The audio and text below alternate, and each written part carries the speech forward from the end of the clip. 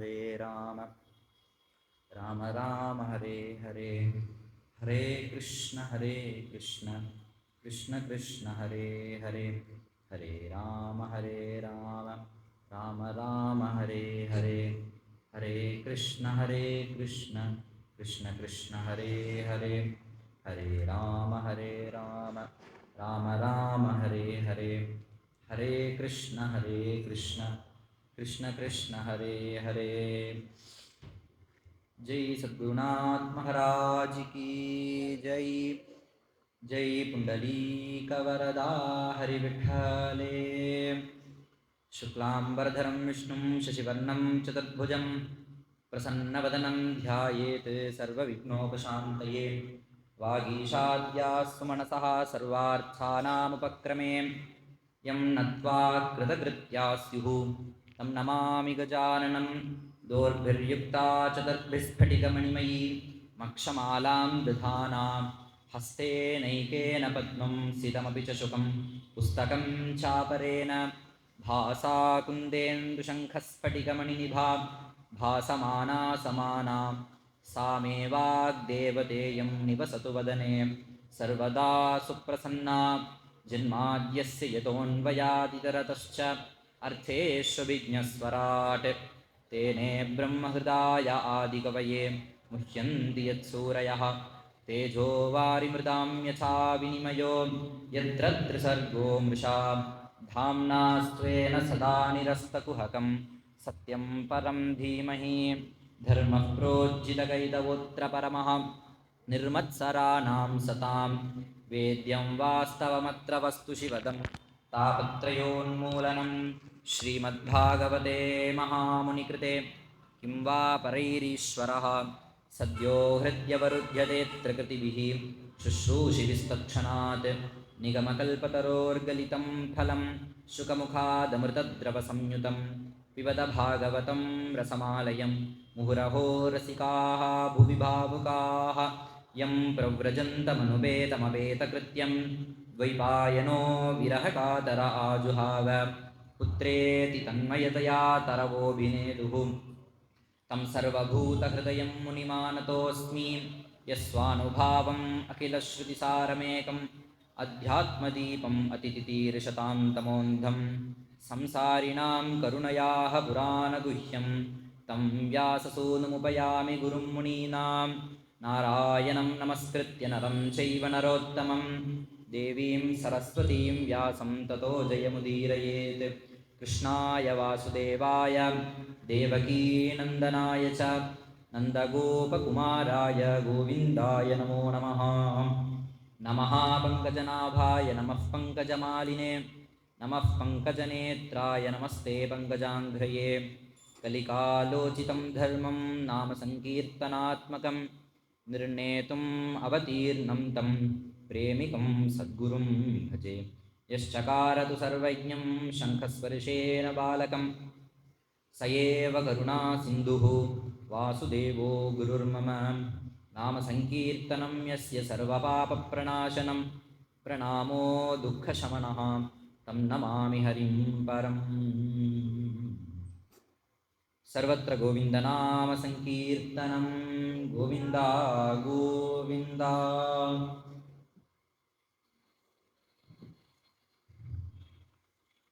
நேற்றைய தினம் பாகவதம்னா என்ன அப்படிங்கிறத நம்ம எல்லோருமே பார்த்தோம். அந்த பாகவதத்துடைய மகாத்மியம் என்ன அப்படிங்கிறதையும் பல புராணங்கள்ல நம்மளுக்கு சொல்லப்பட்டிருக்கு. அதனை தொடர்ந்து மேல இந்த வியாச நாரத சம்வாதம், நாரதருடைய கதையும் நேற்று நம்ம அனுபவிச்சோம். இன்னையில இருந்துதான் பாகவதத்தினுடைய கதை ஆரம்பம். நேற்றைய தினம் நம்ம பார்த்தது பாகவதத்தினுடைய மகாத்மியம் அப்படின்னா பாகவதத்தினுடைய பெருமை. அந்த பாகவதத்தினுடைய பெருமை, பாகவதம் எப்படி வியாசாச்சாரியால் இயற்றினார், அதற்கு காரணம் அப்படிங்கிற கதையை நேற்று வரையும் பார்த்தோம். நாரதருடைய கதையை கேட்ட உடனே வியாசாச்சாரியர்களுக்கு மனசுல சந்தோஷ இன்மை அப்படிங்கிறது இருந்தது. இப்போது போய் மனசுல சந்துஷ்டி ஆயிடுச்சு. உடனே பாகவதத்தை எழுத ஆரம்பிக்கிறார். பாகவதத்தை எழுத ஆரம்பிக்கும் பொழுதே என்ன கதையில் ஆரம்பிக்கிறார் அப்படின்னு பார்த்தோம்னா, மகாபாரதத்தினுடைய கடைசி நாள் யுத்தத்துக்கு அப்புறம் என்ன நடந்தது அப்படிங்கிறது தான் பாகவதம் ஸ்டார்டிங்கு. பர்த்து பிரியம் திரௌணிரிதி ஸ்ம பஷ்யன் கிருஷ்ணாசுதானாம் ஸ்வபதாம் ஷிராம்சி உபாஹரத் விப்ரியமேவ தஸ்ய ஜுகுப்சிதம் கர்ம விகர்ஹயந்தி.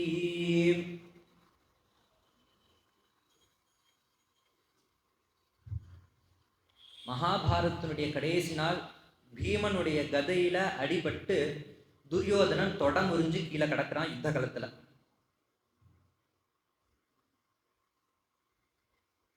இவ்வளவு நாள் ராஜ்யம் பண்ணி ஆட்டி படைச்சுட்டு இருந்தான் இந்த துரியோதனன்.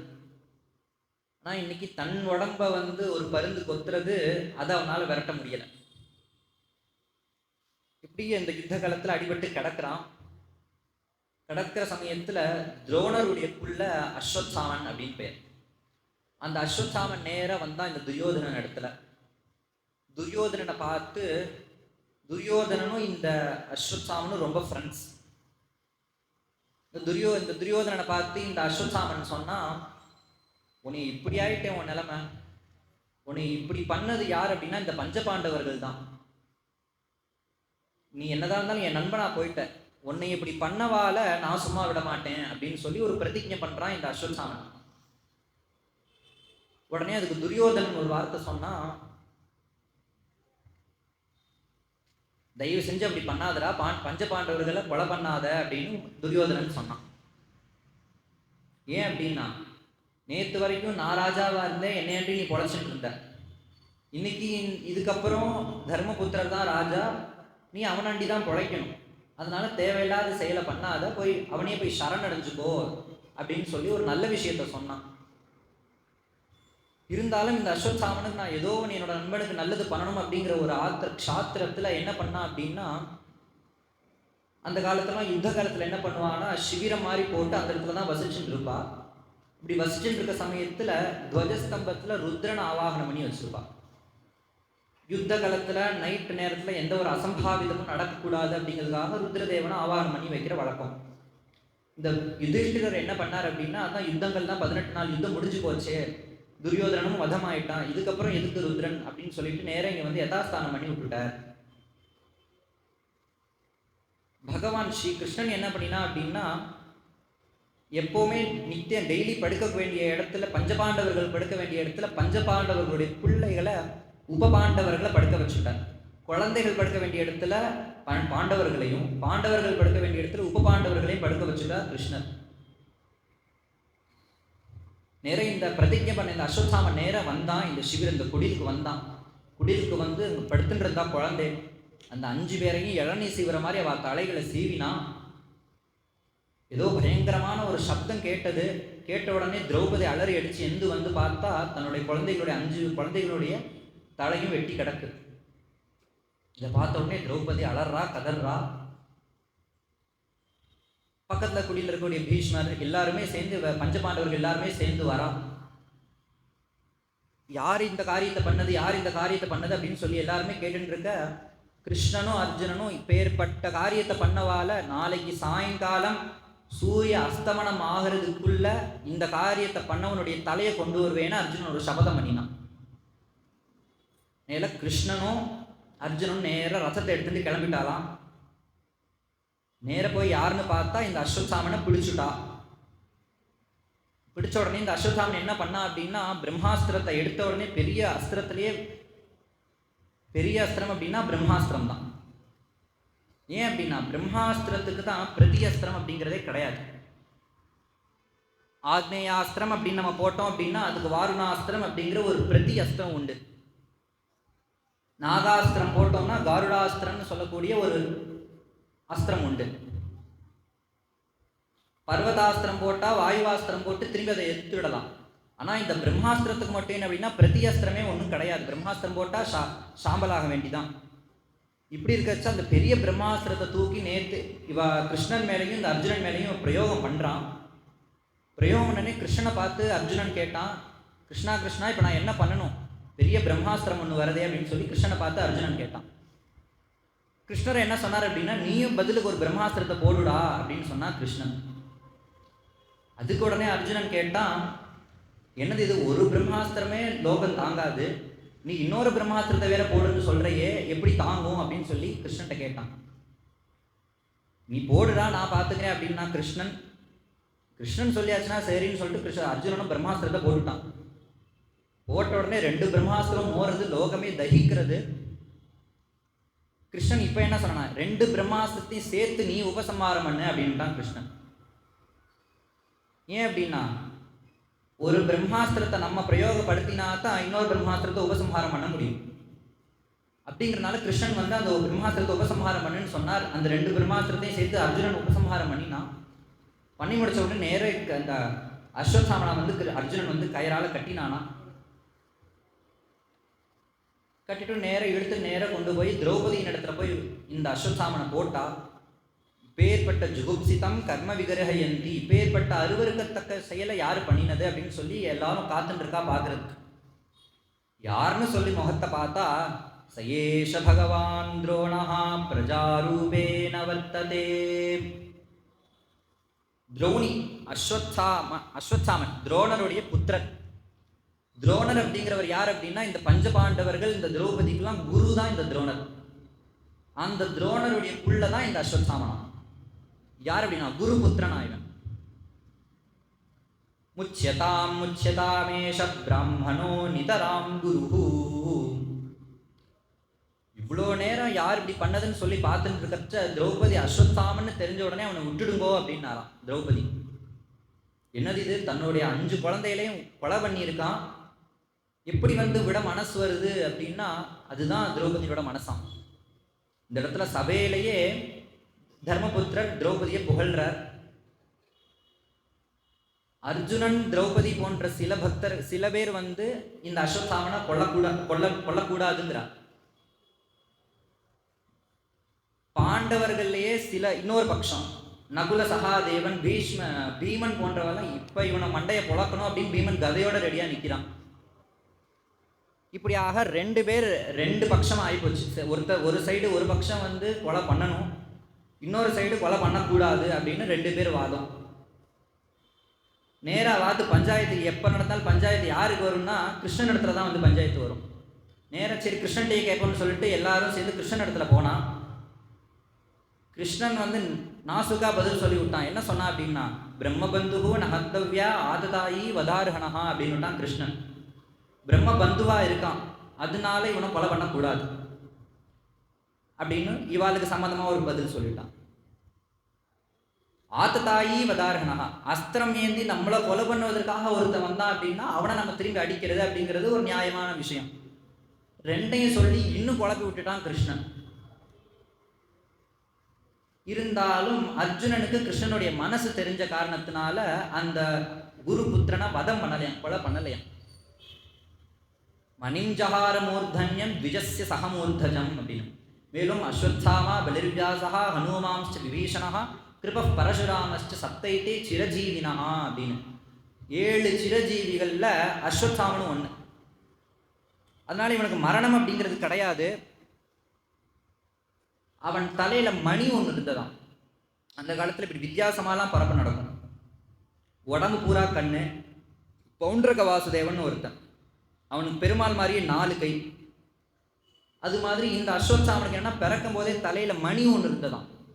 அந்த மணியை பிடுங்கி விட்டுட்டாலாம், அதுவே மானபங்கமான மாதிரி இவனுக்கு ரொம்ப க்ஷாத்திரம். அவன் போய் சேர்ந்தா தன்னோட ஊருக்கு. இப்படியாக அந்த குழந்தைங்களுடைய ஈமைக்கிரையெல்லாம் முடிச்சுட்டு இருக்கிற சமயத்துல திரும்பி இங்கிருந்து போன அந்த அஸ்வத்தாமன் என்ன பண்ணா அப்படின்னா, இன்னொரு பிரம்மாஸ்திரத்தை ஏவுறான். யார் அப்படின்னா, கடைசியா இந்த பாண்டவ வம்சத்துல இருக்கக்கூடிய ஒரே ஒரு உயிர் அப்படின்னா உத்திரையினுடைய கர்ப்பத்துல இருக்கக்கூடிய பரீட்சை. அந்த பரீட்சத்து கர்ப்பத்துல தான் இருக்கான். அந்த கர்ப்பத்தை நோக்கி ஒரு பிரம்மாஸ்திரத்தை திரும்பி ஏவி விடுறானா இந்த அஸ்வத்தாமன். பாஹி பாஹி மகாயோகின் தேவதேவ ஜகத்பதே நான்யம் த்வதபயம் பஷ்யே யத்ர மிருத்யு பரஸ்பரம். பேர்பட்ட இந்த பிரம்மாஸ்திரத்தை வரத பார்த்த உடனே உத்தரகுமாரி வந்து பகவானை குறித்து ஸ்தோத்திரம் பண்ணினா பகவான் சுதர்சனேன சுவாஸ்திரேன்னு அந்த சிசுவையும் சம்ரக்ஷணம் பண்ணினார். இந்த செயலை பார்த்த உடனே குந்தி தேவிக்கு ரொம்ப ஒரு ஆச்சரியம். நமஸ்யே புருஷம் துவாத்யம் ஈஸ்வரம் பிரகிருதே பரம் அலக்ஷ்யம் சர்வபூதானாம் அந்தஹ பஹிரவஸ்திதம் நமஸ்யே புருஷம். இந்த பிரம்மாஸ்திரத்தை பகவான் வந்து வியர்த்தம் பண்ணினான் அப்படின்ன உடனே குந்தி தேவிக்கு ஆச்சரியம். பகவானை குறித்து கிருஷ்ணனை குறித்து ஸ்தோத்திரம் பண்றா. கிருஷ்ணாய வாசுதேவாய தேவகீரந்தனாய ச நந்தகோபகுமாராய கோவிந்தாய நமோ நமஹ. எதுக்கு ஸ்தோத்திரம் அப்படின்னா, பாண்டவர்கள் ஆரம்பத்திலிருந்து இன்னைய பரியந்தம் பாண்டவர்கள் உயிரோட இருக்கா அப்படின்னா அதுக்கு முழுக்க முழுக்க காரணம் அப்படின்னா ஸ்ரீகிருஷ்ணன் தான். அது ஒரு லிஸ்டே தராலாம் குந்தி, எப்படிலாம் என் குடும்பத்தை நீ வந்து காப்பாத்தின அப்படின்னு ஒரு லிஸ்ட் தரா குந்தி தேவி. விஷான் மகாக்னேஹே, சின்ன வயசுலேயே வனபோஜனம் அப்படின்னு சொல்லி கௌரவர்களுடைய ஏற்பாடுல கௌரவர்களும் எல்லா ராஜபுத்திரர்கள் பஞ்சபாண்டவர்கள் எல்லாரும் சேர்ந்து காட்டில் போய் சாப்பிட்றது அப்படின்னு ஒரு வழக்கம். அதில் அந்த பஞ்சபாண்டவர்கள் கௌரவர்கள் என்ன பண்ணா அப்படின்னா, விசேஷமாக பீமனுக்காகவே விஷம் தடவின கொழக்கட்டையை ரெடி பண்ணி சாப்பாடுல வச்சுட்டான். அந்த விஷத்திலிருந்தும் பகவான் தான் சம்ரக்ஷணம் பண்ணினான். விஷாத்து மகாக்னேஹே. சரி, இப்படி இருக்கிறச்சே பார்த்தோன்னா அரக்கு மாளிகைன்னு சொல்லி வீடு தர மாதிரி கொடுத்து அந்த அரக்கு மாளிகையில் ராத்திரியோட ராத்திரியா பஞ்சபாண்டவர்களை வச்சு ஏற்றி விட்டுட்டா. அதுல இருந்தும் பகவான் தான் சம்ரக்ஷணம் பண்ணினான். புருஷாத்து அதர்ஷனாத்து. இப்படியாக காட்டிலையும் வீட்டிலையும் பலவிதமான துக்கம். அசத் சபாயா வனவாச கிருச்ரதா. இது எல்லாம் போக பஞ்சபாண்டவர்கள் மலை மாதிரி இருக்கக்கூடிய பஞ்சபாண்டவர்கள் 5 கணவர்கள், அவர்கள் முன்னாடி திரௌபதியை வஸ்திராபகரணம் பண்றான் துஷாசனன். அப்பேற்பட்ட அந்த சபையிலையும் யாரும் சம்ரக்ஷணம் பண்ண முடியல, காப்பாற்ற முடியல. அந்த நேரத்திலையும் என்னுடைய மாட்டு பண்ண காப்பாற்றினது ஸ்ரீகிருஷ்ணன் தான். மிருதே மிருதே அநேக மகாரதஸ்திரதா. சரி, அதுதான் முடிஞ்சது அப்படின்னு பார்த்தா 18 நாள் மகா யுத்தம். அந்த யுத்தத்திலையும் ஒவ்வொரு அஸ்திரத்திலிருந்தும் பகவான் தான் காப்பாற்றுறான். நாகாஸ்திரத்தை போட்டால் ரதத்தை கீழே இறக்கி அர்ஜுனனை காப்பாற்றுறான். சூரியனை மறைச்சு காப்பாற்றுறான். இப்படியாக பலவிதமான அஸ்திரங்கள்ல இருந்து இன்ன பரியந்தம் காப்பாற்றுறான். பஞ்சபாண்டவர்களை மட்டும்தான் காப்பாற்றினான் இல்லாமல் பஞ்சபாண்டவர்களுடைய வம்சத்தையும் காப்பாற்றுறான். இப்போ உத்திரையினுடைய கர்ப்பத்தில் பிரம்மாஸ்திரம் வருது, இப்பயும் சம்ரக்ஷணம் பண்ணினான். விபதா சந்து நஸ்வத்தே தத்ர தத்ர ஜகத்குரு. கடைசியாக ஒரு பிரார்த்தனை பண்ணினாலாம் குந்தி தேவி, எனக்கு திரும்ப திரும்ப கஷ்டத்தை கொடு அப்படின்னு ஒரு பிரார்த்தனை. என்னது இது, பிரார்த்தனையே வித்தியாசமாக இருக்குது அப்படின்னா. பொதுவாக நம்மளாம் கோவிலுக்கு போனால் என்ன பிரார்த்தனை பண்ணுவோம், எனக்கு நல்லது நடக்கணும், என் கஷ்டம் போகணும்னு தானே எல்லாருமே பிரார்த்தனை பண்ணுவோம். ஆனால் இந்த இடத்துல குந்தி தேவி மட்டும் என்ன பிரார்த்தனை பண்ணுறான்னா, எனக்கு கஷ்டத்தை திரும்பி திரும்பி கொடு அப்படிங்கிறா. காரணம், எப்போல்லாம் கஷ்டம் வருதோ, எப்போல்லாம் துக்கம் வருதோ, அப்போல்லாம் கிருஷ்ணன் வந்துடுவானா இவ வீட்டுக்கு. கிருஷ்ணன் வரதுனால கஷ்டம் வந்தால்தான் கிருஷ்ணன் வரான். அப்போ கிருஷ்ணனை பார்க்கணுங்கிறதுக்காகவே அவன் என்ன பண்ணானா, எனக்கு கஷ்டத்தை திரும்பி திரும்பி கொடு அப்படின்னு சொல்லி குந்தி தேவி பிரார்த்தனை பண்றாளாம். பவதோ தர்ஷனம் யத் ஸ்யாது அபுனர்பவ தரிசனம் ஸ்னேகபாசமிமம் சிந்தி திருடம் பாண்டுஷு விஷ்ணுஷு. எனக்கு இந்த அன்பை வந்து முறிச்சு விட்டுடு கிருஷ்ணா. இந்த பாண்டவர்கள் இடத்துலையும் எனக்கு அன்பு வேணாம், கௌரவர்கள் இடத்துலையும் அன்பு வேணாம் அப்படின்னு சொல்லி ஒரு பாரமார்த்திகமாக இந்த இடத்துல வந்து குந்தி தேவி ஸ்தோத்திரம் பண்ணினான். இதை கிருஷ்ணன் பார்த்தான். என்னது இது, யோகிகள் தான் என்னை சேர்ந்து எல்லாரும் வந்து கிருஷ்ணா எனக்கு லோகம் வேண்டாம் அது வேண்டாம்னு சொல்லி பிரார்த்தனை பண்ணுவான்னு பார்த்தா, என்னோட அத்தை நீயும் என்கிட்ட வந்து இப்படி பிரார்த்தனை பண்ணிட்டு இருக்கியன்னு கிருஷ்ணன் பார்த்தான். மந்தம் ஜஹாச வைகுண்டஹா மோகயன் நிபமாயா. ஒரு சிரிப்பு சிரிச்சானா கிருஷ்ணன். சிரிப்பு சிரிச்ச உடனே இவ்வளோ நேரம் ஸ்தோத்திரம் கிருஷ்ணன் பரமாத்மா அது இதுன்னு ஸ்தோத்திரம் பண்ணிட்டு இருந்தவ கிருஷ்ணனை வந்து கண்ணில் ஒத்திண்டா. கிருஷ்ணா என்ன சாப்பிட்டியா குளிச்சியான்னு சொல்லி அன்பு வந்துடுதான் கிருஷ்ணன் மேலே. இவ்வளோ நேரம் கடவுள் பரம்பொருள்னு சொல்லி பிரார்த்தனை பண்ணிட்டு இருந்தான். கிருஷ்ணன் எப்போ ஒரு சிரிப்பு சிரிச்சானோ அந்த சிரிப்புக்கு அப்புறம் அவனுக்கு எல்லாம் மறந்து போயிடுத்து. கிருஷ்ணன் தன்னோட மருமா அப்படிங்கிற ஞாபகம் வந்து, கிருஷ்ணா இன்னைக்கு கிளம்பாத ஊருக்கு நாளைக்கு கிளம்புன்னு அவனுக்கு பக்ஷணங்கள்லாம் பண்ணி தரேன், எண்ணெய் தேய்ச்சி குளிச்சுட்டு கிளம்பு அப்படின்னு சொல்லி அப்படியே உட்கார வச்சுட்டாலாம் கிருஷ்ணனை. இப்படியாக அந்த உத்தரகுமாரியினுடைய கர்ப்பத்தையும் பகவான் சம்ரக்ஷணம் பண்ணினான். அந்த உத்தரகுமாரிக்கு அழகாக குழந்தை பிறந்தது. அந்த குழந்தைக்கு பிராமணர்கள் தான் பேர் வச்சா. பரீட்சித் அப்படின்னு பேர் வச்சா. விஷ்ணுராதன் அப்படிங்கிற பேரும் வச்சா. விஷ்ணுவினால போடப்பட்ட பிச்சை அப்படிங்கிறதுனால விஷ்ணுராதன் அப்படின்னு பேர் வச்சா. இன்னைக்கு நம்ம ஊர்லாம் பார்த்தோம்னா நிறைய பேர் பிச்சை அப்படின்னு பேர் வச்சுப்பாங்க. அதற்கு காரணம் என்ன அப்படின்னா, அவள் ஒரு பிரார்த்தனை பண்ணிட்டு இருப்பா. அவள் வம்சத்தில் குழந்தை பிறந்திருக்காது. அதனால ஒரு பகவான் இடத்துல போய் ஒரு பிரார்த்தனை, எந்த சுவாமி மூலமாக நம்மளுக்கு குழந்தை பிறந்ததோ அந்த சுவாமியினுடைய பெயரை வச்சு பிச்சைன்னு பேர் வச்சுப்பான். இந்த குழந்தை விஷ்ணுனால கிருஷ்ணனால காப்பாற்றப்பட்ட குழந்தை அப்படிங்கிறதுனால விஷ்ணுராதன் அப்படிங்கிற பெயர் வச்சான். அது தவிர்த்து பரீட்சித் அப்படிங்கிற இன்னொரு பெயரும் வச்சான். இது எதற்கு வச்சா அப்படின்னா, பகவான் இந்த குழந்தையை காப்பாற்றும் பொழுது பகவான் நேராக அந்த உத்தரகுமாரினுடைய கர்ப்பத்துக்குள்ளேயே போயிட்டானா. அங்குஷ்ட மாத்திரமூலம் ஸ்புரத் புரட்ட மூலினம் அபீட்ச தரிசனம் ஷியாமம் தடித்வாசம் அச்சுதம் அப்படின்னு அந்த உத்தரகுமாரினுடைய கர்ப்பத்திலேயே போயிட்டானா. அந்த குழந்தை வெளியில வந்த உடனே எல்லாரையும் பறக்க பார்த்ததான். நான் கர்ப்பத்தில் பார்த்த அந்த ரூபம் எங்க அப்படின்னு சொல்லி பரீட்சை பண்ணி யாருன்னு சொல்லி பார்த்துதான். அதனால அந்த குழந்தைக்கு பரீட்சித் அப்படிங்கிற பெயரும் வச்சான். நேராக பிராமணர்களுடைய காலில் போய் போட்டா அந்த குழந்தைய போட்டு, இந்த குழந்தை எப்படி இருப்பான்னு எங்களுக்கு ஜாதகம் கணிச்சு சொல்லுங்கன்னு சொல்லி கேட்கும்போது, பிரார்த்த பிரஜாவிதா சாட்சாத் இக்ஷ்வாகுதிவமானவஹ பிரம்மண்யா சத்யசந்தஷ்ச ராமோ தாசரதிர்யசா. பிரம்மண்யத்திலையும் உண்மை பேசுவதிலையும் யாரை போல இருப்பான் அப்படின்னா ராமரை போல இருப்பான் அப்படின்னு சொல்லிட்டான்.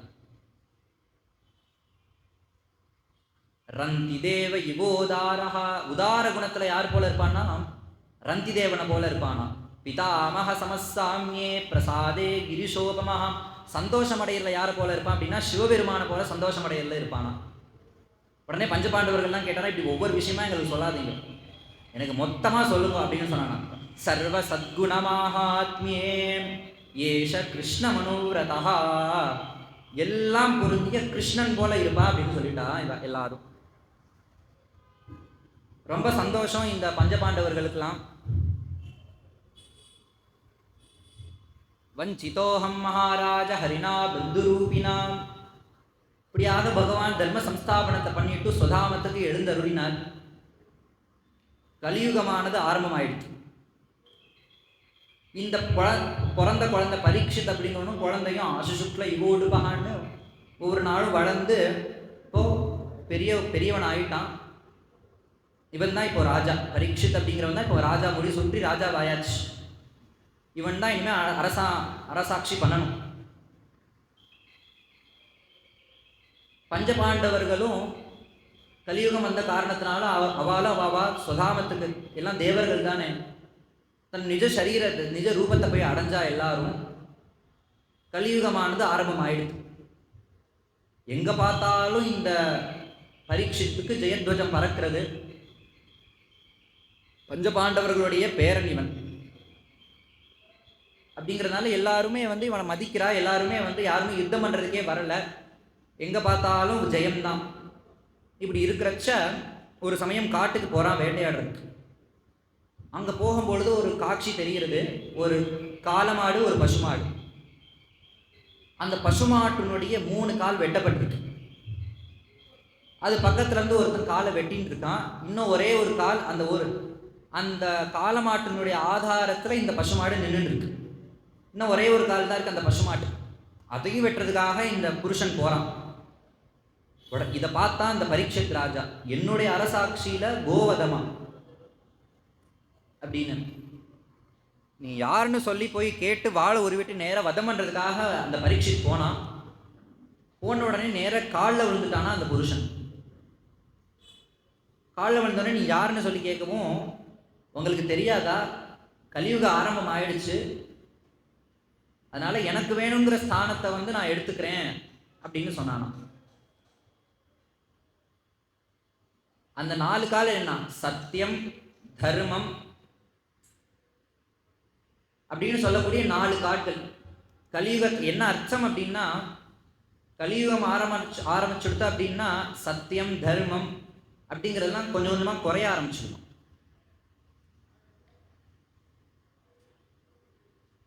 இப்படி இருக்கிறச்ச எனக்கு நீங்க இடம் கொடுக்கணும்னு சொல்லி அந்த கலிபுருஷன் கேட்டான். அதுக்கு பரீட்சித் ராஜா சொன்னார், நான் இடம்லாம் அவனுக்கு கொடுக்க முடியாது அப்படின்னு சொன்னான். 4 இடம் வேணா உனக்கு தரேன் அப்படின்னா. கலி இருக்கக்கூடிய 4 இடம் அப்படின்னா என்னன்னா, தியூதம் பானம் ஸ்திரியா சூனா எத்ர அதர்மஹா சதுர்விதா. முதல்ல எடுத்தவனே முதல் இடம் கலி இருக்கக்கூடிய இடம் என்னன்னா தியூதம், சூதாடுற இடம். அடுத்ததாக என்ன அப்படின்னா பானம், மதுபானம். அடுத்ததாக ஸ்திரியா, வேஷ்யா ஸ்திரீகள், விலை மாதர்கள். சூனா, 4வது என்ன சொன்னா கொலை பண்ற இடம். இப்படி 4 இடத்த அந்த கலிக்கு கொடுத்தான். இது 4லையும் கலி ரொம்ப ஆவேசமா இருக்குமா.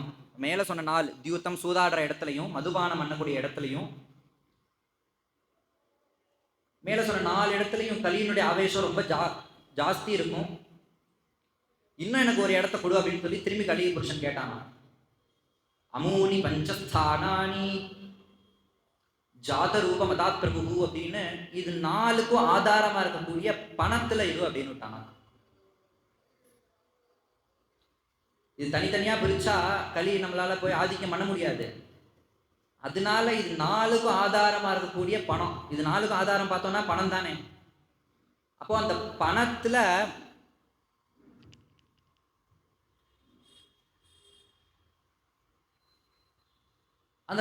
நீ இரு அப்படின்னு சொல்லிட்டான். ரொம்ப சந்தோஷம் இருந்துட்டு இருக்கான். இப்படி இருக்கிறச்ச இன்னொரு சமயம் இதே மாதிரி காட்டுக்கு வேட்டையாட வரும்பொழுது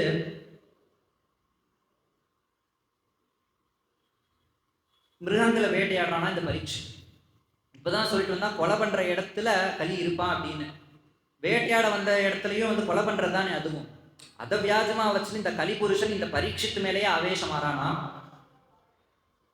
கலியினுடைய ஆவேசமே என்ன அப்படின்னா தாகம், பசி இதெல்லாம் இருந்துட்டே இருக்கும். காட்டுக்கு வேட்டையாட போன இந்த பரீட்சித்துக்கு ரொம்ப தாகம் எடுக்கிறது. பக்கத்துல அங்க சுத்தி பார்த்தா எங்கேயுமே ஜலம் கிடைக்கல. ஒரு முனிவருடைய ஒரு ஆசிரமம் இருந்துச்சு. அந்த முனிவரோட ஆசிரமத்துல போயிட்டு முனிவரே எனக்கு தண்ணி கொடுமை, எனக்கு ரொம்ப தாகமாக இருக்கு அப்படின்னு சொல்லி அந்த பரீட்சித்துல அதான் கேட்டான். அந்த ரிஷியோ எப்படி இருக்காரு அப்படின்னா ஸ்தானத்ரயாத்து பரம்பிராந்தம் சாந்தம் நீடிதலோச்சனம் அப்படின்னு. ஸ்தானத்ரயாத் தியானத்துல மக்னமாகி தன் நிலை மறந்து இருக்காரா அந்த ரிஷி. அதனால இந்த பரீட்சித்து கேட்கிற எந்த ஒரு வார்த்தைகளும் காதுல விழல, அவர் தியானத்திலே இருக்கார். இப்ப இருக்கிறச்ச திரும்பி கேட்டான். கோபம் வந்துருக்கு இந்த பரீட்சித்துக்கு. உடனே என்ன பண்ணா அப்படி இப்படின்னு பார்த்தான். பக்கத்துல ஒரு செத்த பாம்பு ஒண்ணு கிடந்தது. அந்த செத்த பாம்பை தன்னுடைய தனுசுனால எடுத்து அந்த முனிவருடைய கழுத்துல போட்டான். கழுத்துல போட்டுட்டு ஹாவின்னு சிரிச்சான். சிரிச்சுட்டு எதுக்கு போட்டான் அப்படின்னா, இந்த செத்த பாம்பும் நீரும் ஒண்ணு. இதுக்கு எப்படி நான் என்ன பேசினாலும் என்ன சொன்னாலும் ஒண்ணு தெரியாதோ கேட்காதோ அப்படியே ஜடமா கிடக்குமோ அது போலதான் நீரும் இருக்கே.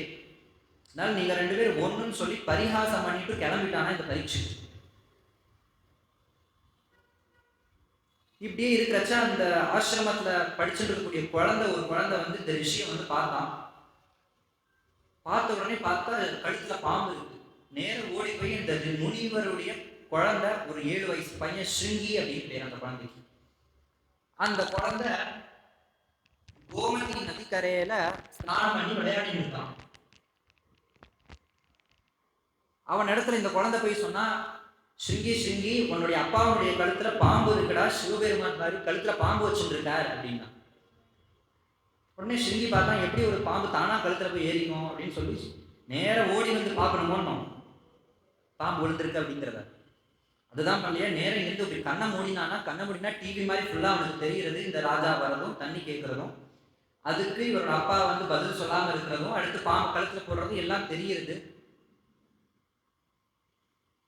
இது தெரிஞ்ச உடனே நேரம் என்ன பண்ணானா, கௌஷிகை நதியில அந்த நதியிலே போய் ஆச்சமனம் பண்ணிட்டு கௌஷிக்யாப உபஸ்பிருஷ்ய வாக்வஜ்ரம் விசசர்ஜஹ இது லங்கித மரியாதம் தக்ஷகா சப்தமே ஹனி.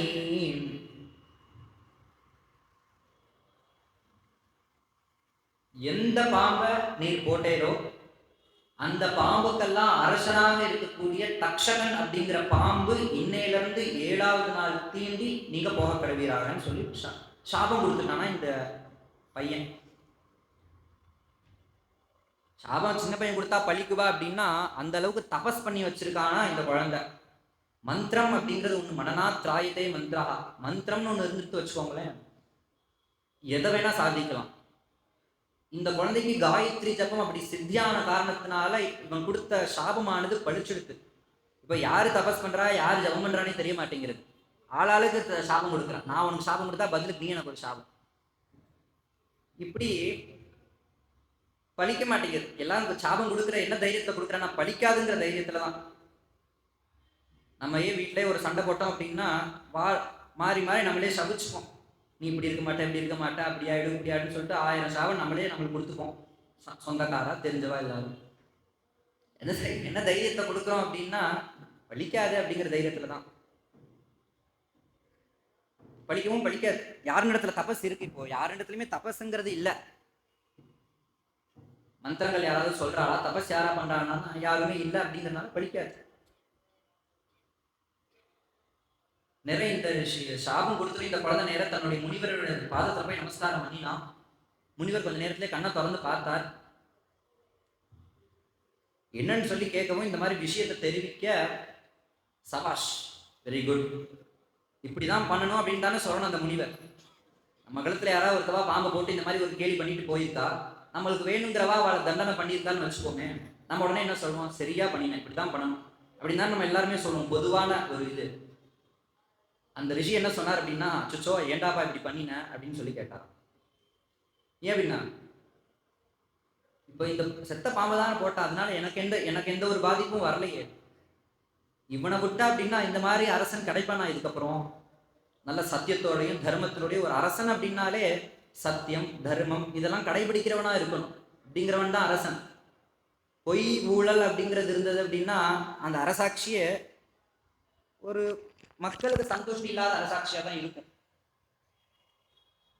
ஆன்மீகம் வேத மார்க்கத்துல நம்பிட்ட போன்ற பல விதமான நல்காரியத்துக்கு ஊக்குவிக்கணும் அப்படிங்கிறது அரசு பண்ணணும்.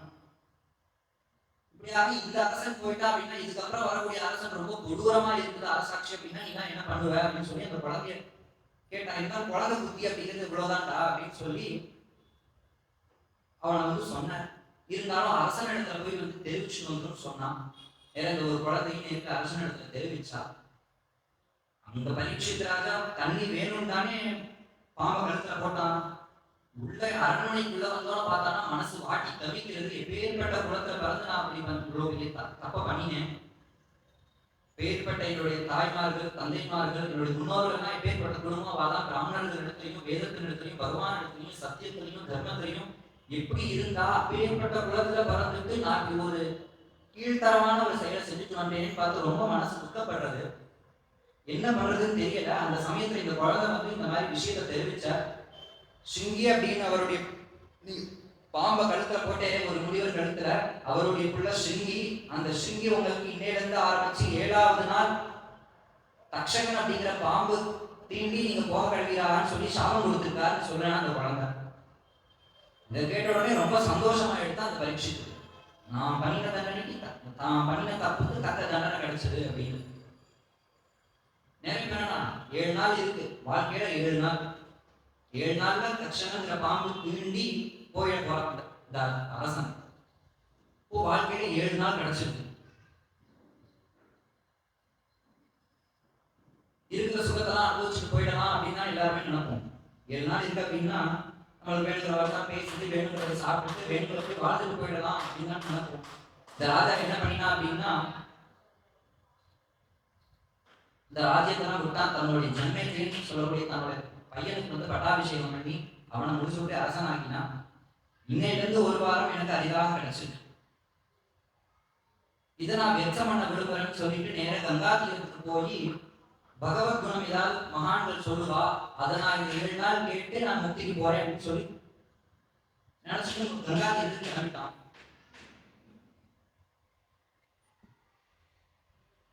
பேர்பட்ட அபச்சாரம் பண்ண உடனே ரிஷிகள்லாம் கூட்டமா வராதான். ரிஷிகள் வந்து கேட்கிறா, தசரதன் எப்பா பரீட்சித்து, நான் வேணா உனக்கு ஏதாவது பரிகாரம் சொல்றேன், நான் வேணா ஏதாவது பூஜை பண்றேன், நான் வேணா உன சாபத்தை விமோசனம் பண்றேன், எல்லா ரிஷிகளும் வந்து சொல்றாதான். இருந்தாலும் பரீட்சித் தசத்வரம் காயத விஷ்ணுகாதா, போதும் ஏதாவது பேசுறதா இருந்தா பகவானை பத்தி என் இடத்துல சொல்லுங்க, வேற எதையும் அனாவசியமா என் இடத்துல பேச வேண்டாம் அப்படின்னு பரீட்சித் ராஜா சொன்னா. யார் இப்படி எனக்கு நல்வழி சொல்லுவா, பகவானை பத்தி சொல்லுவான்னு சொல்லி பரீட்சித் ராஜா தேடிட்டே இருக்க சமயத்துல தம் எஷ்ட வருஷம் சுகுமார பாத கரோருவாக்வம் ச கபோலகாத்ரம் சார்வாயதாக்ஷோன்மதுல்யகர்ணம் சுப்ரவானனம் கம்புசுஜாத கண்டம். வியாசாச்சாரியானுடைய புத்திரர் ஸ்ரீ சுகாச்சாரியர். அவர் அந்த இடத்துல ஆவிர்பாவம் ஆனாராம். ஆவிர்பாவம் ஆன உடனே கிம் கர்த்தவ்யம் ஸ்மர்த்தவ்யம் ஸ்மர்த்தவ்யம் பஜனீயம் வா ப்ரூஹி யத்வா விபர்யயம். நான் எதை செய்யணும், எதை ஜபிக்கணும், எதை ஸ்மரணம் பண்ணணும்னு சொல்லி கேள்வி கேட்கலாம். கேட்ட உடனே ஸ்ரீ சுகாச்சாரியார் ஆரம்பிக்கிறார், பலீயா நேஷதே பிரஷ்னஹ கிருதோ லோகஹிதம் நிருப. சபாஷ் அப்படின்னார். ஏன் அப்படின்னா, நீ கேட்ட கேள்வியானது உனக்கு மட்டும் நல்லதை செய்யக்கூடிய கேள்வி கிடையாது. பின்ன என்ன அப்படின்னா, கிருதோ லோகஹிதம் நிருப, லோகத்துக்கே நல்லது பண்ணக்கூடிய ஒரு கேள்வியை நீ கேட்டிருக்க. என்ன அப்படின்னா, ஒரு மனிதனானவன் பிறந்தா என்ன பண்ணணும், யாரை ஆசிரியக்கணும், என்ன ஜபம் பண்ணணும், யாரை நினைக்கணும், இப்படிதான் சிம்பிளா சொன்னா மனித பிறவியுடைய தாற்பயம் என்ன, அதை நீங்க எங்களுக்கு சொல்லணும்னு சொல்லி இந்த பரீட்சித் ராஜா சுகாச்சாரியரை பார்த்து கேட்டார்.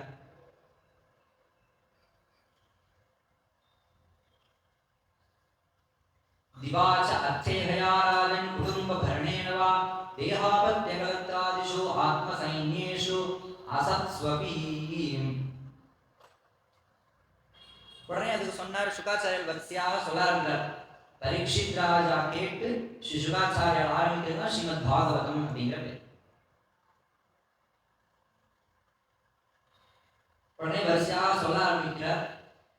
நமः பரஸ்மை புருஷாய பூயசே சதுத்பவஸ்தான நிரோத லீலயா கிரஹீத சக்தி த்ரிதயாய தேஹினாம் அந்தர்பவாயானுபலக்ஷ்ய வர்த்மனே. பகவான பேசுவதற்கு முன்னாடி ராமகிருஷ்ண பரமஹம்சர் அப்படின்னு ஒரு பெரிய இருந்தார். கல்கத்தா அப்படிங்கிற இடத்துல ராமகிருஷ்ண பரமஹம்சர் அப்படிங்கிறவர் இருந்தார். அவர் என்ன சொல்றாரு அப்படின்னா, பகவானை பத்தி பேசுவதற்கு முன்னாடி பகவான் இடத்துல ஒரு அனுமதி வாங்கிக்கணும். நான் உன்னை பத்தி பேச போறேன், தீதில்லா மொழிகள் கொண்டு உன் திருநாமங்கள் செப்ப மாட்டோம் அப்படின்னாரு. ஏன் அப்படின்னா, மற்ற மேடை பேச்சு மாதிரி இது கிடையாது. பாகவதம் கதை சொல்றோம், ஒரு சங்கீதம் ஒரு இது நடக்கிறது, உபன்யாசம் நடக்கிறது அப்படின்னா மேடை பேச்சு மாதிரி கிடையாது. மேடை பேச்சுக்கும் இதுக்கும் நிறைய டிஃப்ரெண்ட் உண்டு. பகவானை பத்தி பேசும்பொழுது தீதில்லா மொழிகள் கொண்டு அப்படின்னு கண்ட வார்த்தையை யூஸ் பண்ணக்கூடாது. ரொம்ப மனசுல பவ்யத்தோடையும் பகவானை ஸ்மரணம் பண்ணிட்டே தான் இந்த உபன்யாசம் அப்படிங்கிறதே பண்ணணும். அதனால தான் ராமகிருஷ்ண பரமஹம்சர் சொல்றார், பகவானை பேசுறதுக்கு முன்னாடி பகவான் இடத்துல நான் உன்னை பத்தி பேச போறேன். என் வாக்குல இருந்து, என்னுடைய அசுத்தமான வாக்கு, இந்த வாக்குல இருந்து நீ உன்னுடைய அனுகிரகத்தினாலதான் நான் உன்னுடைய வைபவங்களை சொல்லணும். நான் வாட்டுக்கு என்னோட புத்தியில பேசுறேன் அப்படின்னு எனக்கு உளறி கொட்டக்கூடாது இல்லையா? இப்போ பகவான் இடத்துல நீ ஒரு அனுமதி வாங்கு அப்படின்னு சொல்லி ராமகிருஷ்ண பரமஹம்சர் உங்களுக்கு சொல்லித்தரார். அதுபோல இந்த ஸ்ரீ சுகாச்சாரியாலும் இந்த பரீட்சித் ராஜா கேட்டதுக்கு பாகவதத்தை சொல்ல போறார். அதுக்கு முன்னாடி பகவானை குறிச்சு ஒரு ஸ்தோத்திரம், நம்ம பரஸ்மை புருஷாய பூயசே சோலங்கிருஷிட்ட பகவான் வச்சாம்சிமே. பகவான் என்னுடைய வாக்குல உட்கார்ந்து பகவானுடைய குணத்தை பகவானே சொல்லட்டும் அப்படின்னு பிரார்த்தனை பண்ணி எடுத்த இடத்திலே யோகஸ்ய லட்சணம் அக்ஷே ஸ்வபீஜஸ்ய நிபாத்மஜே மனோயைவ ஏனைவ விதினா பிரசன்னையாதி சத்வசம்னு யோகத்தை ஆரம்பிச்சுட்டார். யோகத்தை ஆரம்பிச்சு பகவானுடைய விபூதி வர்ணங்கள்லாம் சொல்லி த்விதீய ஸ்கந்தத்தை முடிச்சார். மேலும் திருத்தீய ஸ்கந்தத்துல விதுரனும் உத்தவனும் பேசிட்ட கதைகளையும் சொல்லி, விதுர மைத்ரேய சம்பாதத்தை சொல்லி, சனகாதி சாபத்தை சொல்ற.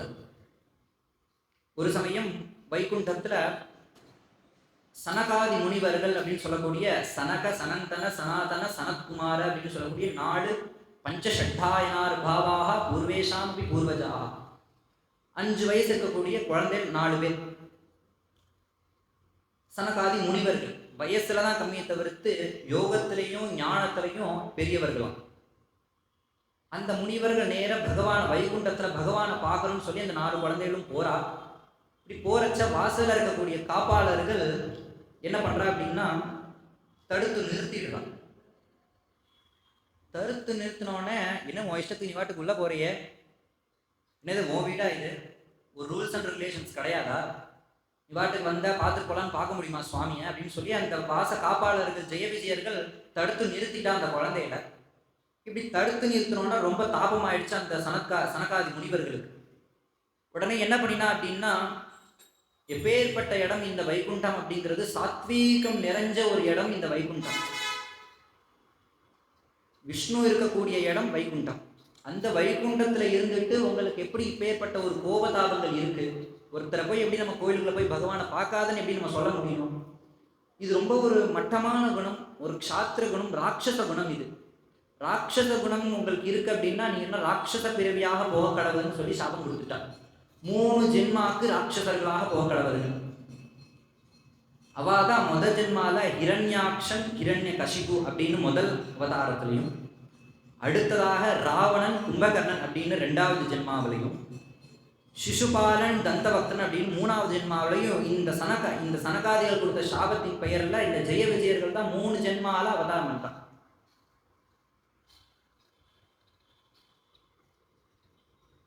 இப்படி சாபம் கொடுத்த உடனே இந்த ஜெய விஜயர்கள் க்ஷமாபணம் கேட்டா, மன்னிச்சுடுப்போம் அப்படின்னு சொல்லி க்ஷமாபணம் கேட்டா, உடனே சனகாதி முனிவர்களும் திரும்பி எங்களை நீங்க மன்னிச்சிருக்கோ அப்படின்னு சொல்லி சனகாதி முனிவர்களும் கேட்டா, நீங்க எப்பேற்பட்டவா, எப்பொழுதும் பகவானுடைய வாசல்லையே இருந்து பகவானை சம்ரட்சணம் பண்ணக்கூடியவா நீங்க, உங்களை போய் நான் எப்படி வந்து சபிக்கலாம்னு சொல்லிட்டு சனகாதி முனிவர்களும் தாபப்பட்டா. இப்படி 2 பேரும் தாபப்பட்டு சத்வகுணம் அங்க நிறையவும் பகவான் வந்து வனமாதாரனாக பகவான் உள்ள இருந்து விஷ்ணுவே வந்த உடனே இது எல்லாமே என்னுடைய லீலைகள் தான் அப்படின்னு சொல்லி பகவான் சொன்னார். அவதார காரியமாக தான் நான் இந்த லீலைகளை பண்ணினேன் அப்படின்னு சொல்லி பகவான் சொன்னார். சொன்ன உடனே இந்த முதல் ஜென்மால ஹிரண்யாக்ஷன் ஹிரண்யகசிபு அப்படின்னு தான் முதல்ல வந்து பிறக்கிறான். இந்த ஹிரண்யாக்ஷன் அப்படிங்கிறவன் தான் பூமியை வந்து அபகரிச்சுண்டு பூமி சமுத்திரத்துக்குள்ள போயிட்டான். பகவான் அவனை வதம் பண்ணி வராகாவதாரம் எடுத்து இந்த பூமியை உத்தாரணம் பண்ணினான். இப்படியாக வராகாவதாரம் ஜிதம் ஜிதந்தே ஜிதேஜ்ஞ பாவனா த்ரயீம் தனுஸ்வாம் பரிதுன்வதே நமஹா அப்படி பகவான் வராகாவதாரத்தை எடுத்தார். இப்படி வராகாவதாரத்தை சொல்லிட்டு சிருஷ்டியாதி சில விஷயங்களை சொன்னார். 3ய ஸ்கந்தத்துல சிருஷ்டியானது முதல் காலத்துல எப்படி ஆனது அப்படின்னு சிருஷ்டியினுடைய விஷயத்தை பத்தி சொல்ல ஆரம்பிச்சார். முதல்ல காரணோதகம் அப்படின்னு சொல்லி எந்த ஒரு உலகம் எதுவுமே இல்லாத சமயத்துல காரணோதகம் அப்படின்னு ஃபுல்லா ஜலம் தண்ணி, அதுல பகவான் மட்டும் சேஷதாயா விஷ்ணு பெருமாள் படுத்துன்னு இருக்கார். படுத்துட்டு இருக்கிறதே பகவானுடைய நாபிலிருந்து ஒரு கமலம் தோன்றிருக்கு, ஒரு தாமரை தோன்றிருக்கு. அது தோன்றி அதுல இருந்து பார்த்தா சதுர்முகத்துல பிரம்மா ஆவிர்பாவமான உடனே சுத்தி பத்தி பார்த்தாரு. இப்படி எங்கே பார்த்தா முழுக்க ஜலம் இருக்கு, அவரை தவிர்த்து வேற யாருமே இல்லை. திடீர்னு ஒரு சத்தம் மட்டும் கேட்டுச்சு. என்ன அப்படின்னா, ஸ்பரிஷேஷோ யத் ஷோடசமேக விம்சம் நிஷ்கிஞ்சனானாம் நிருபயத்தனம் விதுஹு. 16வது எழுத்தையும் 21வது எழுத்தையும் சேர்த்து பண்ணு அப்படின்னு ஒரு சத்தம். இது என்னடா 16வது எழுத்தையும் 21வது எழுத்தையும் சேர்த்து பண்ணுனா என்ன அர்த்தம்? ஒண்ணுமே புரியல. அதுக்கு என்ன அர்த்தம்னா, சம்ஸ்கிருதத்துல 16வது எழுத்து என்ன அப்படின்னா த அப்படிங்கிற எழுத்து. த அப்படிங்கிற எழுத்து. 21வது எழுத்து என்ன அப்படின்னா பா அப்படிங்கிற எழுத்து. தப அப்படின்னு அர்த்தம். தபசு பண்ணுன்னு பெருமாள் சொல்லியிருக்கார், அதுதான் இதோட அர்த்தம். ஆனா அதை டைரக்டா தபசு பண்ணு அப்படின்னு சொல்லாம 21வது எழுத்தையும் 16வது எழுத்தையும் சேர்த்து பண்ணுன்னு சொல்லிட்டு போயிட்டார். ஏன் இப்படி சொல்லணும் அப்படின்னா, தபசு அப்படிங்கிறது ரொம்ப குஹ்யமானது, ரொம்ப ஒரு ரகசியமானது அப்படின்னு அர்த்தம். என்ன ரகசியமானது தபஸ் அப்படின்னா, தபா கிரசாமி தபசா வேதம் விவர்மி துஷ்சரம் தபா. தபசுன்னு ஒன்று ஒரு மனிதன் பண்ணிட்டான் அப்படின்னா பகவானே அவனுக்கு கீழே இறங்கி வந்துதான். அதனால தான் நீங்கள் எந்த கதையை பார்த்தாலும் உங்களுக்கு தெரியும், யார் ஒருத்தன் லோகத்தில் சாதிக்கணும் அப்படின்னாலும் தபசு கிளம்பிடுவான். ஹிரண்யகசிபு தபஸுக்கு தான் போனான், ராவணன் கும்பகர்ணன் தபஸுக்கு தான் போனான். எந்த ஒரு காரியத்தை சாதிக்கணும் அப்படின்னாலே தபஸ் அப்படிங்கிறது ரொம்ப ஒரு முக்கியம் இல்லையா? ஏன் அப்படின்னா அந்த தபஸ் பண்ணிட்டா பகவானே கொடுத்து தான் ஆகணும் அப்படின்ட்டு. பின்னாடி பிரகலாத் சரித்திரத்தை சொல்லும் பொழுது பிரம்மதேவன் வந்து ஹிரண்யகசிபு பண்ண தபஸுக்கு அனுகிரகம் பண்ணுறதுக்காக பிரம்மதேவன் வரார். வரும்பொழுது அந்த பயங்கர லிஸ்ட் போட்டு கேட்குறான் இந்த ஹிரண்யகசிபு. உள்ளும் மரணக்கூடாது, வெளியும் மரணக்கூடாது, மேலும் மரணக்கூடாது, கீழும் மரணக்கூடாது, உயிர் உள்ளதே மரணக்கூடாது, உயிர்லாத நாளையும் மரணக்கூடாது, ராத்திரிலையும் கூடாது, பகல்லையும் கூடாது, அப்படின்னு பலவித லிஸ்ட்டு போட்டு மரணம் வேண்டாங்கிறதுக்கு வரம் கேட்குறான். ஒரு வார்த்தை பேசலையா பிரம்மதேவன், ததாஸ்து அப்படின்னு சொல்லிட்டு கிளம்பிட்டாரான். ஏன் அப்படின்னா அவன் பண்ணின தபஸ் அப்படிங்கிறது அந்த அளவுக்கு இருக்கான், பேச முடியாது, கொடுத்துதான் ஆகணும் அப்படிங்கிற மாதிரி. இப்போ அந்த தபஸ் அப்படிங்கிறது அவ்வளோ முக்கியமானதுங்கிறது இது மூலமா தெரியுது. அதை பண்ணுன்னு சொன்னார். பகவானை குறித்து தபஸ் பண்ணினார். தபஸ் சொன்ன உடனே பகவான் சாட்சாத்காரம் பண்ணார். நீ போய் பிரம்மா சிருஷ்டி பண்ணு அப்படின்னு சொல்லி பிரம்மாவை வந்து அனுப்பிச்சார். சிருஷ்டி பண்ணுன்னு அனுப்பிச்ச உடனே பிரம்மதேவர் நேரம் என்ன பண்ணாருன்னா, பகவான் இப்போ தானே தரிசனம் பண்ணியிருக்காருனால குணம் வந்து நம்மளுக்கு எப்பவுமே 3 குணம், மனிதர்களுக்கு 3 குணம் முக்கியமாக இருக்கும். சத்வம் ரஜஸ் தமஸ் அப்படின்னு சொல்லக்கூடிய 3 குணங்கள். சத்வம் அப்படின்னா எப்பொழுதும் நல்ல குணத்திலேயே இருக்குது, என் டைம் நல்லதே நினைக்கிறது, கோவிலுக்கு வர்றது, தபஸ் பண்ணுறது, பூஜை பண்ணுறது, ஜபம் பண்ணுறது போன்ற நல்காரியங்களில் ஈடுபடும் போது நம்மளுடைய மனசு எப்படி இருக்குன்னா சத்வகுணத்தில் இருக்குன்னு அர்த்தம். அடுத்து ரஜோகுணம்னு அடுத்த 2வது ஒரு குணம். அது என்ன அப்படின்னா, இப்போ பார்த்தாலும் யாரை பார்த்தாலும் சுள்ளுகுள்ளுன்னு விளறது, ஒருத்தரை கண்டாலே பிடிக்கிறது இல்லை, பொய் பேசுறது, இது போன்ற அவசையெல்லாம் இருக்கக்கூடிய ஒரு குணத்துக்கு ரஜோகுணம் அப்படின்னு பேர். தமோ குணம்னு 3வது ஒரு குணம். அது என்ன அப்படின்னா சோம்பேறித்தனமா இருக்கிறதே ஒரு தனி ஒரு குணம். ஆரம்பிக்கும் போதே ஸ்ரீமத் பாகவதம் ஆரம்பிக்கும் போதே சொன்னார், மந்தாக சுமந்தமதையாக மந்தபாகியா ஹிபத்துக்காக. கலியுகத்துல பெரும்பாலான மக்கள் சோம்பேறி குணத்தோட தான் இருப்பாங்க.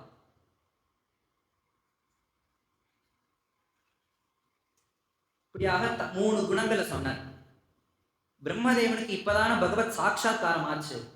அதனால என்ன ஆச்சுன்னா சத்வகுணத்துல இருக்கார். சத்வகுணத்திலிருந்து நல்குணத்திலிருந்து சிருஷ்டி பண்ண உடனே சனகாதி முனிவர்கள், இப்ப சாபம் கொடுத்தாலும் இந்த சனகாதி முனிவர்கள் சிருஷ்டியானோம். சனகாதி முனிவர்கள் சிருஷ்டியான உடனே நீங்க போய் லோகத்தை வந்து கல்யாணம் பண்ணி குழந்தை பெற்று இந்த லோகத்தை நடத்துங்கோ அப்படின்னு சொல்லி அவளை சொன்ன உடனே, எங்களுக்கு லோகத்தை நடத்துறதெல்லாம் விருப்பம் இல்லை, நாங்க எப்பவுமே பகவானை தான் போய் அடைவோம்னு சொல்லிட்டு அவ கிளம்பிட்டான். இப்படி கிளம்பின உடனே முதல்ல சொன்னதை கேட்கல அப்படின்னு உடனே கோபம் வந்துருதான் பிரம்மதேவருக்கு. சத்வகுணத்துல சிருஷ்டி பண்ணினார் சனகாதி முனிவர்களை. அடுத்ததாக கோபம் வந்த உடனே கோபத்தோட சிருஷ்டி பண்றார் ரஜோகுணத்தோட. அடுத்து இப்போ என்ன ஆகுது அப்படின்னா ஏகாதச ருத்ரர்கள் சிருஷ்டியானா. அவளை போய் நீங்க போய் லோகத்தை சிருஷ்டி பண்ணுங்க அப்படின்னு சொல்லி அனுப்பிச்சா, அவ பூத பிரேத கணங்கள் எல்லாம் சிருஷ்டி பண்றா. இது லோகம் நடக்கிறதுக்கு உபயோகப்படாதுன்னு அதையும் விட்டார். இப்போதான் ஒரு பேலன்ஸ் கிடைச்சது பிரம்மதேவருக்கு. இப்போ நான் தமோ குணத்திலேருந்து சிருஷ்டி பண்ணணும் அப்படின்னு சொல்லி தமோ குணத்திலேருந்து சிருஷ்டி பண்ண ஆரம்பிக்கிறேன். சிருஷ்டி பண்ணும் போதே முதல்ல எடுத்த உடனே ஒரு தம்பதிகளை சிருஷ்டி பண்ணினாராம் பிரம்மதேவன். யார் அப்படின்னா மனு சதரூபா அப்படின்னு சொல்லக்கூடிய ஒரு தம்பதிகள், பேரா கப்பிள்ஸா சிருஷ்டி பண்ணினார். இந்த மனுவை வச்சுதான் முதல் மனுஷன் அப்படின்னு சொல்லணும் அப்படின்னா மனுதான். ஒவ்வொரு மதத்தின் அடிப்படையிலும் ஒவ்வொரு ரிசர்ச்சின் அடிப்படையிலையும் மனிதன் எப்படி வந்தான்னு சொல்லும்பொழுது சில வந்து குணங்கள் இருந்து மனிதன் வந்தான், இதுல இருந்து மனிதன் தான் சொல்லிட்டு அவளுக்கு தெரிஞ்ச ஒரு அறிவை வச்சு அதை வந்து சொல்லுவான். ஆனா நம்மளுடைய சனாதன தர்மம் இந்து தர்மத்துல மனிதன் எப்போ முதல்ல வந்தான்னு சொல்லும் பொழுது பிரம்மாவனுடைய சிருஷ்டி மனு சதரூபா. இவர்கள் தான் முதல் மனுஷர்கள். அதனால தான் நீங்க நல்லா கவனிச்சா தெரியும். இப்ப முதல் சிருஷ்டி மனுன்னு சொல்லிட்டேன். நம்ம எல்லோருக்குமே மனுவனிடத்திலிருந்து வந்ததுனால தான் நம்மளுக்கு மனுஷியர்கள் அப்படின்னே பேர். எந்த லாங்குவேஜை நீங்க எடுத்து பார்த்தாலும் மனுஷன், மனிதன், மனுஜன் இப்படிதான் இருக்கும். மனுவை ஒட்டியே அந்த பேர் இருக்கும். இங்கிலீஷ்ல கூட பார்த்தோம்னா மேன் அப்படின்னு பக்கத்துல ஒரு யூவை சேர்த்துட்டோம்னா மனுன்னு ஆயிடும் இல்லையா? அப்போ மனுன்னு இடத்துல இருந்து தான் நம்ம வந்தோம் அப்படிங்கிறதுக்கு இது ஒரு ஆதாரம். இப்படியாக கப்பிள்ஸாவே சிருஷ்டி பண்ணார் மனு சதரூபா அப்படின்னு. இந்த மனு சதரூபா இவர்களுக்கு 5 குழந்தைகள் பிறக்கிறதா, 3 கன்னிகைகள், 2 பிள்ளைகள். ஆகூதி, தேவகூதி, பிரசூதின்னு சொல்லக்கூடிய 3 பொண்கள், பிரியவிரதன், உத்தானபாதன் சொல்லக்கூடிய 2 பிள்ளைகள்.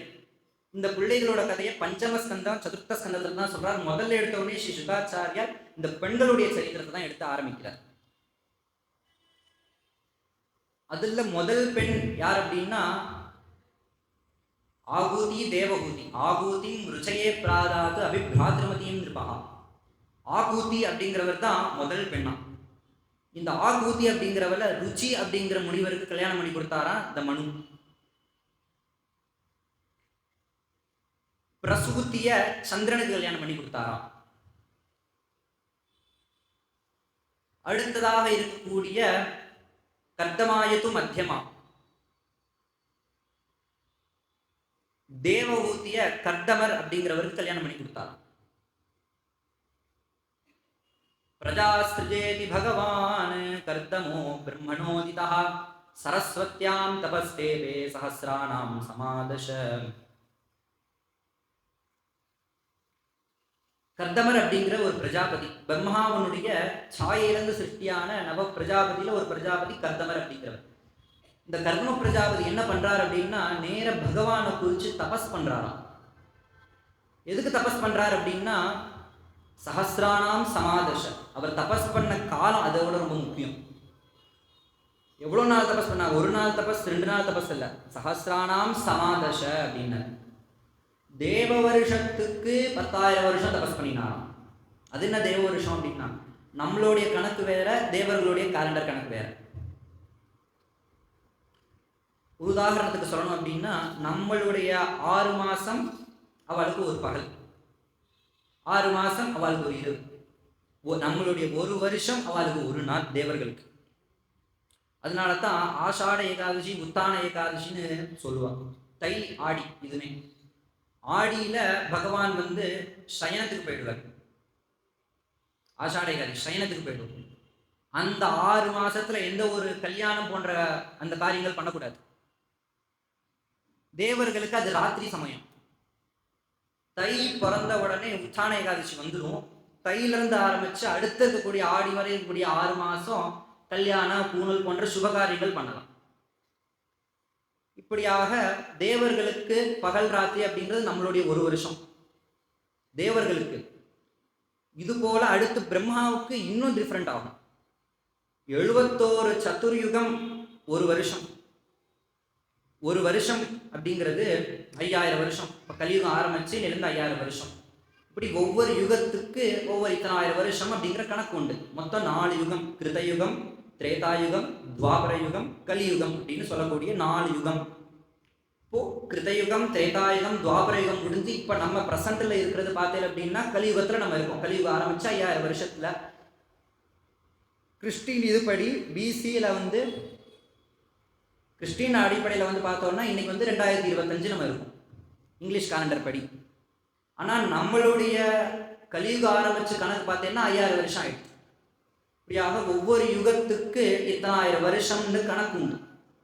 இந்த 4 ஒரு ரவுண்ட் அடிச்சப்புறம் கிருத்தம், திரேதா, துவாபரம், கலியுகம் முடிஞ்ச உடனே ஒரு யுகம் முடிஞ்சிடும். சதுர்யுகம்னு பேர் இருக்கு. இந்த ஒரு சதுர்யுகம் முடிஞ்சு இது மாதிரி 71 தடவை இந்த 4 யுகம் முடியணும். புரியுறதோ? கிருதயுகம், திரேதாயுகம், துவாபர யுகம், கலியுகம்னு சொல்லக்கூடிய 4 யுகம் ஒரு சைக்கிள். இது ஒரு சதுர்யுகம்னு பேர். இந்த மாதிரி 71 சதுர்யுகம் முடிஞ்சா பிரம்மாவனுடைய ஒரு நாள். இப்படியாக தேவர்களுக்கும் மனுஷர்களுக்கும் பிரம்மதேவர்களுக்கும் நாள் வித்தியாசப்படும். இன்னும் கீழே இறங்கி போனோம்னா கீழே இருக்க இதுக்கும் நம்மளுக்கு வித்தியாசப்படும். ஏதோ ஒரு இன்செக்டுக்கு கூட ஒரு நாள் தான் அதுக்கு வாழ்வே. கரெக்டாக எனக்கு தெரியல. ஏதோ ஒரு பூச்சிக்கு ஒரே ஒரு நாள் தான் அதுக்கு வாழ்வு. அதோட ஆயுசே ஒரு நாள் தான். இப்படியாக டிஃப்ரெண்ட் படும் மனுஷர்களுடைய நேர கால கணக்கு. இந்த கர்தமர் தபஸ் பண்ணிட்டு இருக்காரு. இந்த கர்தமர் தேவ வருஷத்தினுடைய 10,000 வருஷம் தபஸ் பண்ணாரா. நம்மளுடைய 10,000 வருஷத்துக்கு இல்லாம தேவர்களுடைய 10,000 வருஷம் தபஸ் பண்ணாரா. 10,000 வருஷமும் தபஸ் பண்ணி முடிச்சுட்டார். 10,000 வருஷம் தபஸ் பண்ண உடனே ஆனா கண்ணை திறந்து பார்த்தா பகவான் வரல. என்னடான்னு பார்த்து ரொம்ப வருத்தப்படுறார். நம்ம இவ்வளவு தபஸ் பண்ணியிருக்கோம், ஆனா பகவான் நம்மளுக்கு வரலையே அப்படின்னு. உடனே பகவான் நினைச்சு ஒரு ஒரு பொட்டு ஜலம் விட்டார். பகவானுடைய வேல்யூக்கு நான் பண்ணின ஒரு 10,000 வருஷங்கிறது ஒரு விலை மதிப்பா என்ன, இல்லையா என்ன? 10,000 வருஷம் தபஸ் பண்ணிட்டா பகவான் வரணும்னு ஏதாவது அவசியமா என்ன? பிரம்மதேவன் வேணா வரலாம், இந்திரன் வரலாம், சாட்சாத் கிருஷ்ணன் விஷ்ணு வரணும் அப்படின்னா நான் தபஸ் பண்ணிட்டேன், இவ்வளோ வருஷம் தபஸ் பண்ணிட்டேன் அப்படின்னா விஷ்ணு வரணுங்கிற அவசியம் கிடையாது. ஏன்னா விஷ்ணுங்கிறவர் வந்து ஸ்வச்சந்த மூர்த்தி. அவர் வந்து அவர் ஒரு இவ்வளோ பண்ணி விலையில அடைக்கிற முடியாது. அவர் நினைக்கணும், பகவான் வந்து நினைக்கணும், நான் இவனுக்கு அனுகிரகம் பண்ணணும், இந்த பக்தனுக்கு அனுகிரகம் பண்ணணும்னு அவர் நினைச்சாதான் நடக்கும். ஏன் அப்படின்னா இவர் 10,000 வருஷம் தபஸ் பண்ணி இவருக்கு அனுகிரகம் பண்ணல. இதே ஸ்கந்தத்துல சதுர்த்த ஸ்கந்தத்துல 5 வயசு குழந்தை 5 மாசம் தபஸ் பண்ணினா பகவான் ஓடி வந்துட்டான். அப்போ பகவானை வர வைக்கிறதுக்கு விஷ்ணுவை கிருஷ்ணனை வர வைக்கிறதுக்கு தபஸ்னால நம்மளால முடியாது. அது பகவான் நினைக்கணும், உள்ள இருக்கக்கூடிய அவர் நினைக்கணும், நம்மளுக்கு இந்த பக்தனுக்கு நம்ம அனுகிரகம் பண்ணலாம். நான் டெய்லி கோயிலுக்கு வரேனே, நான் டெய்லி 108 தேங்காய் உடைக்கிறேனே, இவ்வளோ பூஜை பண்றேனே, எனக்கு பகவான் என் மேல கருணையே பண்ண மாட்டேங்கிறார், எனக்கு கண் திறந்தே பார்க்க மாட்டேங்கிறாருன்னு பகவான் நம்ம குத்தம் சொல்றதுக்கு இல்லை.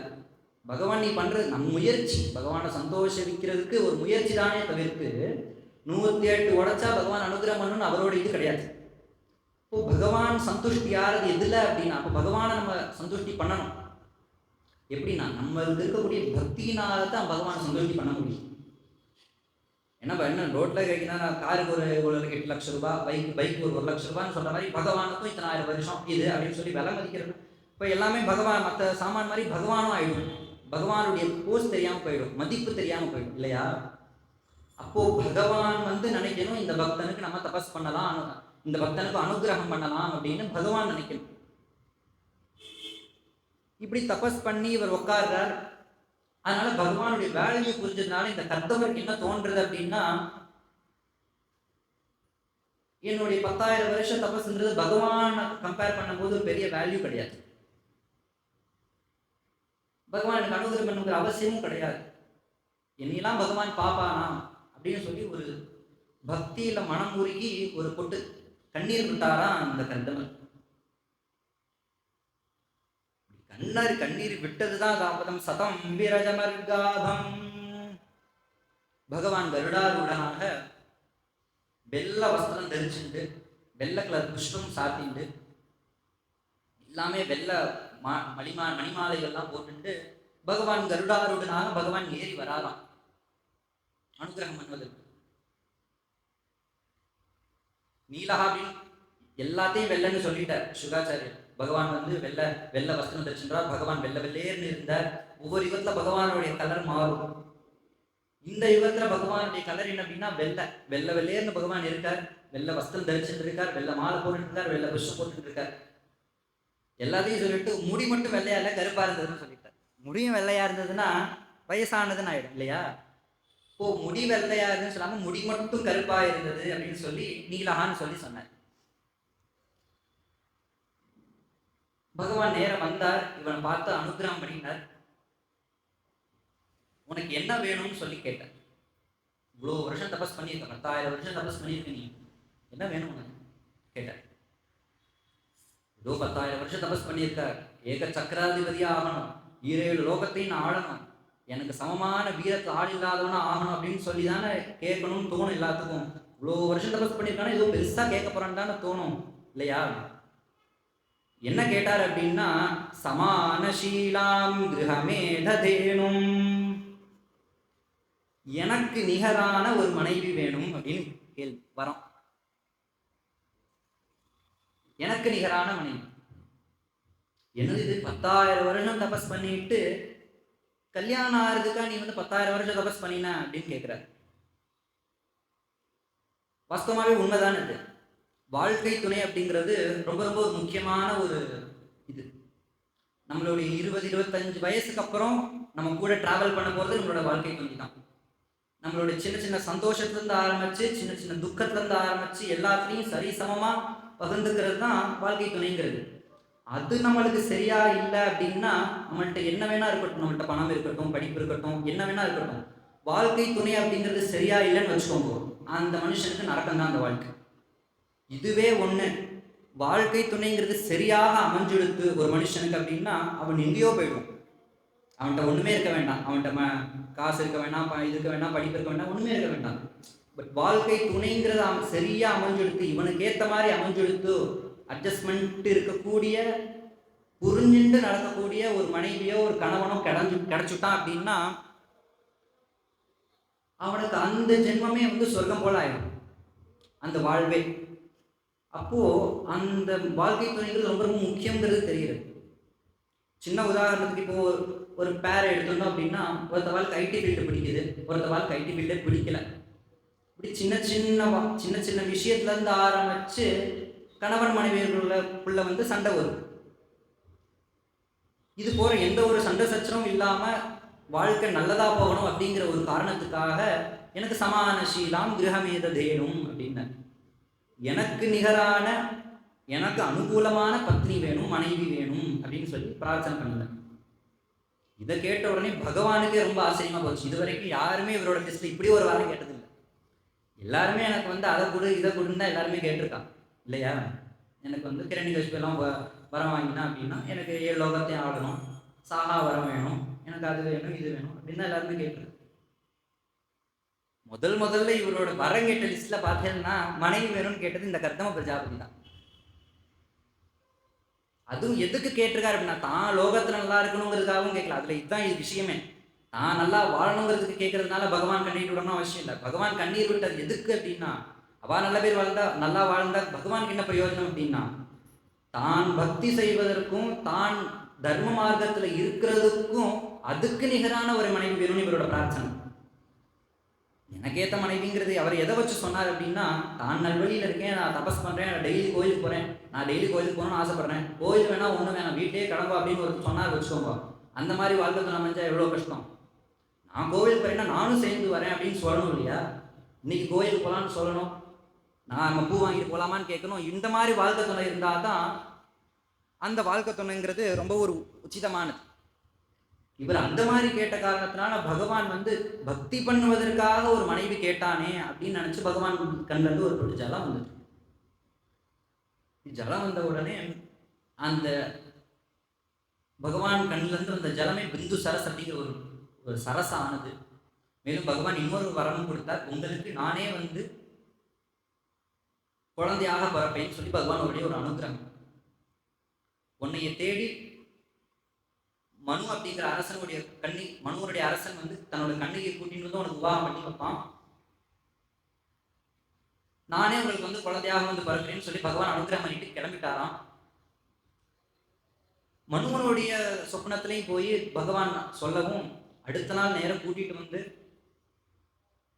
தன்னுடைய கன்னிகையான மனுவுக்கு 3 கன்னிகையை சொன்னேன், ஆபூதி, தேவகூதி, பிரசூதின்னு. அதுல நடுவில் இருக்கக்கூடிய இந்த தேவகூதி நேரம் கூட்டிட்டு இந்த காட்டில் இருக்கக்கூடிய இந்த ரிஷிக்கு உத்வாகம் பண்ணி வச்சுட்டு கிளம்பிட்டார் மனு. இப்படி காட்டில் இருப்பாளே, தவிப்பாளே, என்ன பண்ணுவா, என்ன எந்த ஒரு யோசனை இல்லை, பகவான் சொல்லிட்டான் அப்படிங்கிற ஒரு நம்பிக்கையில கிளம்பிட்டார். கல்யாணம் பண்ணி வச்சுட்டு இவரோ நேரம் கல்யாணம் பண்ணிட்டு நேரம் கார்கபத்தி கிரகஸ்தாசிரமத்துல இறங்க வேண்டாமோ? கல்யாணம் ஆயிடுச்சுன்னா அடுத்து குழந்தை பெற்றுக்கிறது, வாழ்க்கையை நடத்த வேண்டாமா? இவர் என்ன பண்றாருன்னா, திரும்பி கல்யாணமான உடனே திரும்பி அதே மாதிரி கண்ணை மூடிட்டு உட்காந்துட்டார்.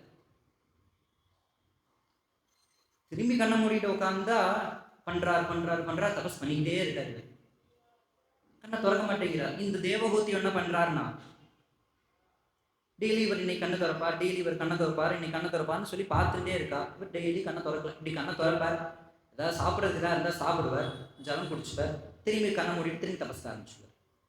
இப்படி அவரை சுற்றிய காட்டில் தானே இருக்கா இவா, அந்த குட்டியில சுற்றி தபஸ் பண்ணுற இடத்தெல்லாம் சுத்தம் பண்ணி வைக்கிறது, அவருக்கு வேணுங்கிற சாப்பாடெல்லாம் சமைச்சு வைக்கிறது, தண்ணியெல்லாம் எடுத்துக்கிட்டு இது போன்ற சுஷ்ரூஷையை இந்த தேவகூதி பண்ணிட்டு இருக்கா.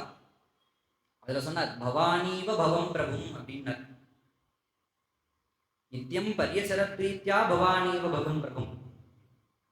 இவ தபஸ் பண்றது, இவ உபச்சாரம் பண்றது, இவ சுஷ்ரூஷை, இந்த பத்தி சேவா பண்றாளே, தன்னுடைய கணவனுக்கு இவ்வளவு உபகாரம் பண்றாளே, இது யாரு போல பண்ணினான்னு சொல்லும்போது பவானீவ பவம் பிரபும் அப்படின்னாரு. சிவபெருமானுக்கு அம்பாள் எப்படி பண்ணுவாளோ அது போல பண்ணினார் அப்படின்னார். ஏன் சிவபெருமான் பாகவதத்துல, பாகவதங்கிற கிரந்தம் விஷ்ணுவை பத்தி சொல்லக்கூடியது. லக்ஷ்மி தாயார் விஷ்ணுக்கு எப்படி பண்ணுவாளோ அது போல பண்ணலான்னு சொல்லியிருக்கலாம். ஆனால் லக்ஷ்மி தேவியை விட்டுட்டு எதுக்கு மெனக்கட்டு சிவபெருமானுக்கு அம்பாள் பண்ணுவது போல பண்றா அப்படின்னு சொல்லுவானே அப்படின்னா, க்ஷீராப்தியில அவ்வளோ பெரிய கஷ்டம் கிடையாது. விஷ்ணு இருக்கக்கூடிய இடத்துல அவ்வளோ பெரிய கஷ்டம் கிடையாது. சேஷசாயி அழகா படுத்துன்னு இருக்க, நல்ல மெத்த பாம்பே மெத்தையா இருக்கு, சுத்தி எங்கேயும் ஜில்லு ஜில்லுன்னு ஃபுல்லா சமுத்திரம், நல்லா காத்து அடிக்கிறது, ஏசி போட்ட மாதிரி. தன்னுடைய ஆத்து மாமி அங்க அவருக்கு பாத சேவை பண்றா, லட்சுமி தாயார் விஷ்ணுவுக்கு பாத சேவை பண்றா அப்படின்னா அது ஒரு பெரிய விஷயம் கிடையாது.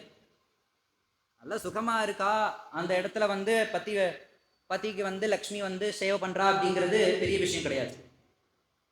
இந்த பவானின்னு சொன்னதுக்கு காரணம் என்ன அப்படின்னா, ருத்ரன் சிவபெருமான் இருக்கக்கூடியதே ருத்ர பூமி அப்படின்னு சொல்லக்கூடிய ஸ்மசானத்துல தான். ஸ்மசானத்துல சிவபெருமான சொல்லும் பொழுதே பஸ்மாஸ்தி தாரியா, விபூதியை தரிச்சுண்டு மாலைகள்லாம் தரிச்சுண்டு இப்படி கோரமாக இருக்கக்கூடிய இடத்துல சிவபெருமான் வசிச்சுட்டு இருக்கார். அந்த இடத்துல இருந்து பவானி சேவை பண்றதுதான் ரொம்ப ஒரு முக்கியமான விஷயம். கஷ்டப்பட்டு எங்கேயும் சுத்தி பயம் இருக்கக்கூடிய இடத்துலையும் கஷ்டப்படக்கூடிய இடத்துல இருந்து ஒரு பதி பண்றதுதான முக்கியம். இப்போ நம்மளே நான் நல்லா இருக்கேன், எல்லாம் எனக்கு சௌரியமா இருக்கு, நம்ம ஒரு காரியத்தை பண்றோம் அப்படின்னா அது பெரிய விஷயம் கிடையாது.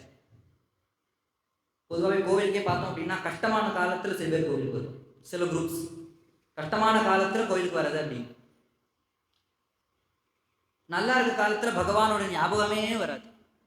நல்லா இருந்தோம் அப்படின்னா அன்னைக்காவது அந்த கோயில் பார்க்கக்கூடாதோ, பகவான் நான் நீங்க நல்லா இருக்கேன்னா பகவான் தான் அது காரணம்னு சொல்லி நினைக்க தோணணுமோ, அது தோணாது. நான் சம்பாதிச்சேன், தான் படித்தேன், அதனால எனக்கு நான் நல்லா இருக்கேன், இது பகவான் என் கடவுள் எனக்கு என்ன பண்ணினாருன்னு தான் கேட்பான். இப்போ நல்லா இருக்க காலத்துல பகவானுடைய ஞாபகம் வராது. நான் என்னையா கஷ்டப்பட்டோமா உடனே கோவிலுக்கு நான் உன்னை 100 தடவை சுத்துறேன், அந்த பரிகாரம் மட்டுமா, இந்த பரிகாரம் மட்டுமா, தேங்காய் உடைக்கணுமா, கொலக்கட்டை நைவேத்தியம் பண்ணட்டுமா, அந்த பிரசாதம் போட்டுமா, 1008 இது வந்துடும். கஷ்ட காலத்துல தான் கடவுளோட ஞாபகமே வருது. அப்போ ஒரு மனுஷனுக்கு உண்மையான பக்திங்கிறது எப்ப தெரியும் அப்படின்னா, தன் கஷ்ட காலத்தை காட்டிலும் நல்ல காலத்துல தான் தெரியும். தான் சௌக்கியமா இருக்கும்போது கோவிலுக்கு வரானா ஒருத்தன் அப்படிங்கிறது தான் பகவான் பார்ப்பேன். இப்போ ஒருத்தவாளுக்கு நம்ம நல்லது பண்றோம் அப்படின்னா கூட, தான் கஷ்ட காலத்துல ஒருத்தவாளுக்கு நல்லது பண்றோமா, தனக்கு சாப்பாடு இல்லைன்னாலும் ஒருத்தருக்கு நம்ம சாப்பாடு கொடுக்குறோமா அப்படிங்கிறதுலாம் நம்மளுக்கு விஸ்டே பகவான். அங்கதான் டெஸ்டே நடக்கும். எனக்கும் ஒரு தட்டு பிளேட் சாப்பாடு இருக்கு, உங்களுக்கு ஒரு தட்டு பிளேட் சாப்பாடு இருக்குன்னு வச்சிருந்தோம். நான் எனக்கு இருக்கு, நான் உங்களுக்கு தரேன் அப்படிங்கிறது, எனக்கு போக உங்களுக்கு தரேன் அப்படிங்கிறது அதுவுமே பெரிய எண்ணம் தான். அதுவுமே தரணுமே, அதுவுமே தெரியாம நாளைக்கு எனக்கு வேணும்னு சேர்த்து வச்சுக்கிறவா எவ்வளோ பேர் உண்டு. அந்த எண்ணத்துக்குமே ஒரு குறிப்பிட்ட தான் வேணும். இருந்தாலும் கொடுக்கணும், அதையும் கொடுக்கணும். இருந்தாலும் அதை விட அடுத்த ஒரு ஸ்டெப்பு, அடுத்த இன்னும் மேல, தனக்கு இல்லை, தனக்கு சாப்பாடு இல்லை, ஒரு இது இல்லை, எனக்கே ரொம்ப பசிக்குது. இப்போ அந்த இடத்துல தான் உன்னோட எண்ணம் என்னங்கிறத பகவான் டெஸ்ட் பண்ணுவான். உண்மையாவே உனக்கு கொடுக்கணுங்கிற எண்ணம் இருக்கா, இல்லை சுயநலம் அதை விட ஜாஸ்தி இருக்கா அப்படின்னு சொல்லி பகவான் அங்கே தான் டெஸ்ட் பண்ணுவான். அப்போ அந்த நேரத்தில் கொடுத்தாதான் நம்மளுக்கு உண்மையான எண்ணம் இருக்கு அப்படிங்கிறது வெளிப்படும் இல்லையா? அது போல கஷ்டமான இடத்துல இருந்து பகவான் பத்திக்கு சுசுரூஷை பண்றதுனால பவானிக்கு, அந்த பவானி போல இந்த தேவஹூதி கர்தமருக்கு சுசுரூஷை பண்ணாலாம். கொஞ்சம் யோசிச்சு பார்த்தா புரியும். இப்பேற்பட்ட இந்த மனு அப்படிங்கிறவர் ஏகச்சத்ராதிபதி இந்த லோகத்துக்கு. அப்பேற்பட்ட அந்த அரசனுடைய பொன் இந்த தேவஹூதி.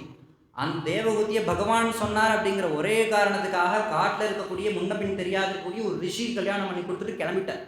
இப்போ நான் 1008 கேள்வி வருது, பொன் வீட்டுக்கும் பையன் வீட்டுக்கும். அவள் அப்படி இருக்கா, வீடு அப்படி இருக்கா, அது இருக்கா, கார் இருக்கா, வீடு இருக்கா, மோர் இருக்கான்னு சொல்லி 1008 கேள்வி வருது. அப்பெல்லாம் ஒன்றும் இல்லை, பகவான் சொன்னோன்னு கொடுத்துட்டு போயிட்டா. அவள் இதுக்கப்புறம் பார்த்துப்பா, பகவான் சம்ரக்ஷணம் பண்ணிப்பா, அவள் வாழ்க்கையை அவள் நடத்திப்பான், பகவான் தான் அவளை சம்ரக்ஷணம் பண்ண போறா, நம்ம கேட்டு என்ன நடக்க போகுது அப்படின்னு நம்பிக்கை பகவான் மேல, தர்மத்து மேல. அந்த மாதிரி கொடுத்ததுனால தேவகூதியும் பண்ணிட்டு இருக்கா. பேர்பட்ட ராஜ மாளிகையில இருக்கக்கூடிய அந்த தேவகூதி இங்க காட்டுக்கு கஷ்டப்பட்டு இருக்கா.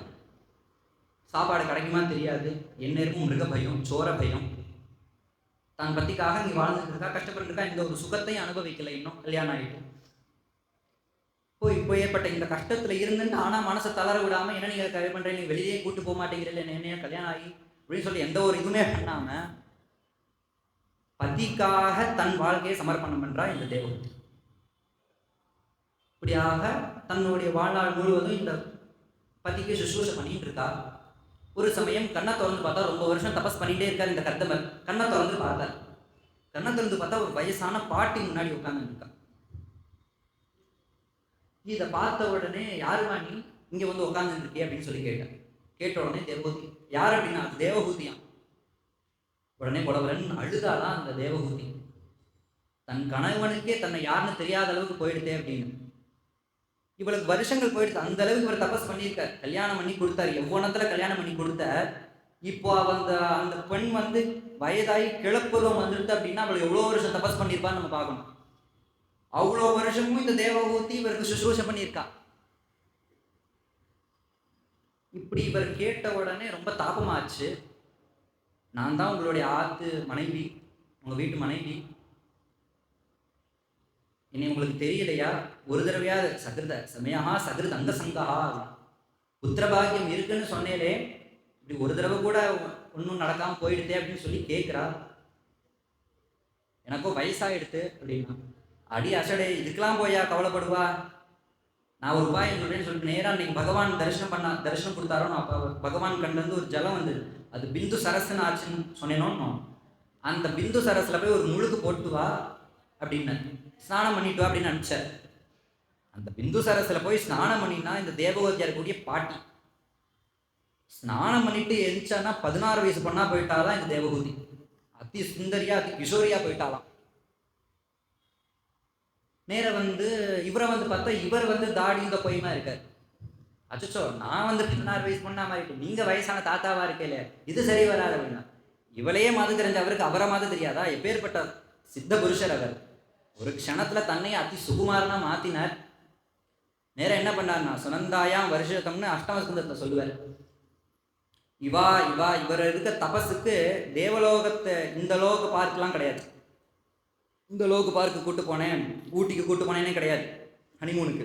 எங்க அப்படின்னா இவரோட இதுக்கு தேவலோக பார்க்குக்கு தான் போனார். நேராக வருணோட பார்க்குக்கு, அக்னியோட பார்க்குக்கு, இந்திரனுடைய பார்க்குக்கு நேர ரசம் போறது. விமானம் காமகம் சப்தா தர்கேவா விரச்சீகரத்து. ஒரு பெரிய விமானம் ஒன்று சிருஷ்டி ஆனதான், சிருஷ்டி பண்ணினாராம் இவரை தன்னுடைய தபஸ்னால. அந்த விமானத்துக்குள்ள பார்த்தீங்கன்னா ஒரு பலாயிரக்கணக்கான சுஷ்ரூஷை பண்ணக்கூடிய செடிமார்கள் இருக்கா. விதவிதமான பானங்கள், விதவிதமான பக்ஷணங்கள், விதவிதமா இருக்கு. தனக்கு தான் நினைச்சாங்க ஒன்று வரும். விமானம் காமகம், தான் நினைச்சதை நடக்கும், தான் நினைச்ச இடத்துக்கு போகும். அப்பேற்பட்ட ஒரு விமானத்தை இவர் சிருஷ்டி பண்ணார். அந்த விமானத்துல ஏறி இவ 2 பேரும் சேர்ந்து ஒவ்வொரு பார்க்கா போறார். எல்லா பார்க்கும் போய் சுத்தி முடிச்சுட்டு கீழே வந்து இறக்கினார் விமானத்தை. விமானத்தை இறங்கின உடனே நான் போய் சன்னியாசத்துக்கு கிளம்புறேன் அப்படின்னு. என்னது இது? இவாளுக்கு 9 பெண் குழந்தைகள் பிறந்தது. இந்த தேவகூதிக்கு 9 பெண் குழந்தைகள் பிறந்தது. இந்த இதுல இந்த 9 பெண் குழந்தைகள்லாம் யாருன்னா அத்ரி, அனசூய அப்படின்னு சொல்லக்கூடிய பதிவிரதைகள்னு நம்ம இன்னைக்கு யாரெல்லாம் சொல்றோமோ அந்த பதிவிரதைகள் எல்லாருமே இந்த தேவகூதிக்கு பிறந்த பெண்கள் தான். ஏன் அப்படின்னா மாத்ருவத் புத்திரி அப்படின்னு நம்மளோடதுல ஒரு வாக்கியமே உண்டு. நம்மளுடைய மதத்துல அம்மா போலதான் பொண்ணு இருப்பான் இல்லையா? அப்போ இன்னைக்கு பதிவிரதன்னு நம்ம கொண்டாடக்கூடிய இந்த அத்திரி இன்னைக்கு கூட கல்யாணம் தான் ஆச்சுன்னா அருந்ததி பார்க்கறது அப்படின்னு கல்யாணத்துல உண்டு இல்லையா? ஏன் அப்படின்னா இந்த பொண்ணு வந்து பதிவிரத்தையா அது போல இருக்கணும் அப்படிங்கிறத புரிஞ்சுக்கிறதுக்காக தான் அதே பார்க்கறது. இப்போ அப்படி ஒரு எடுத்துக்காட்டா அந்த அத்ரி, அனசூயா, அருந்ததின்னு சொல்லக்கூடிய அந்த பதிவிரத்தைகளை நம்ம வச்சுருக்கோம். அந்த பதிவிரத்தைகளோட அம்மா எப்பேற்பட்ட பதிவிரத்தையா இருந்திருப்பா? இவ பண்ணின அந்த பதிவிரத்தை பதி சுஷ்ரூஷை தான் இந்த குழந்தைகள் வந்து அம்மா போலயே இருக்கா.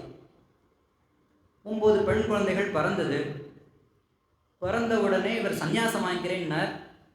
ஸ்திரீ சுவாதந்திரியம் அருகதி அப்படின்னு நம்மளுடைய ஒரு பெண்ணானவள் சின்ன வயசுல அப்பாவனுடைய அரவணைப்பிலையும், யௌவனத்துல கணவனுடைய அரவணைப்பிலையும், வார்த்தக்கியத்துல பிள்ளையினுடைய அரவணைப்பிலையும் ஒரு பெண் இருக்கணும். ஸ்திரீகளை சம்ரட்சணம் பண்ணுவதற்காக இந்த ஒரு அமைப்பை அமைச்சிருக்கா. ஸ்திரீகளை கட்டுப்படுத்தணும் அப்படிங்கிற எண்ணத்துல இல்லை, ஸ்திரீகளை சம்ரக்ஷணம் பண்ணணும் அப்படிங்கிற எண்ணத்தினால. இப்படி அந்த காலத்து தர்மத்தை என்ன ஸ்திரீ சுவாதந்திரியம் அர்ஹதி, சொச்சந்தமா செயல்படக்கூடாதுன்னு இப்பெல்லாம் நிறைய பேர் சொல்றோம். ஸ்திரீகளுக்கு எல்லாரையும் முடக்கி வச்சுட்டா அது சொச்சந்தமா செயல்படக்கூடாது. நம்ம தர்மத்துல சொன்னது எந்த காரணத்துக்காக, ஸ்திரீகளை கட்டுக்கோப்பா பார்த்துக்கணும். பெண்கள் தான் நம்மளுடைய சனாதன தர்மத்துக்கு அடுத்த தலைமுறை கொடுக்கறது அந்த பெண்கள் தான் இல்லையா? இப்போ அந்த பெண்களோட இது எங்கேயுமே கெட்டிடக்கூடாது அப்படிங்கிறதுக்காக அந்த அளவுக்கு ப்ரொடெக்ஷன் பண்ணி பார்த்துக்கணும்னு சொல்லி ஸ்திரீ சுவாதந்திரம் பரவதி நம்மளுடைய தர்மசாஸ்திரத்தில் சொல்லப்பட்டிருக்கு. தர்மசாஸ்திரத்தை புரிஞ்சுக்கிறதுக்கே ஒரு பக்கம் வேணும். ஏன்னா தர்மசாஸ்திரத்தை நம்ம போய் புரியாத ஒரு மனுஷன் இடத்துல சொன்னோம்னு வச்சுக்கோங்களேன், விபரீதமாக தான் அர்த்தம் புரியும்.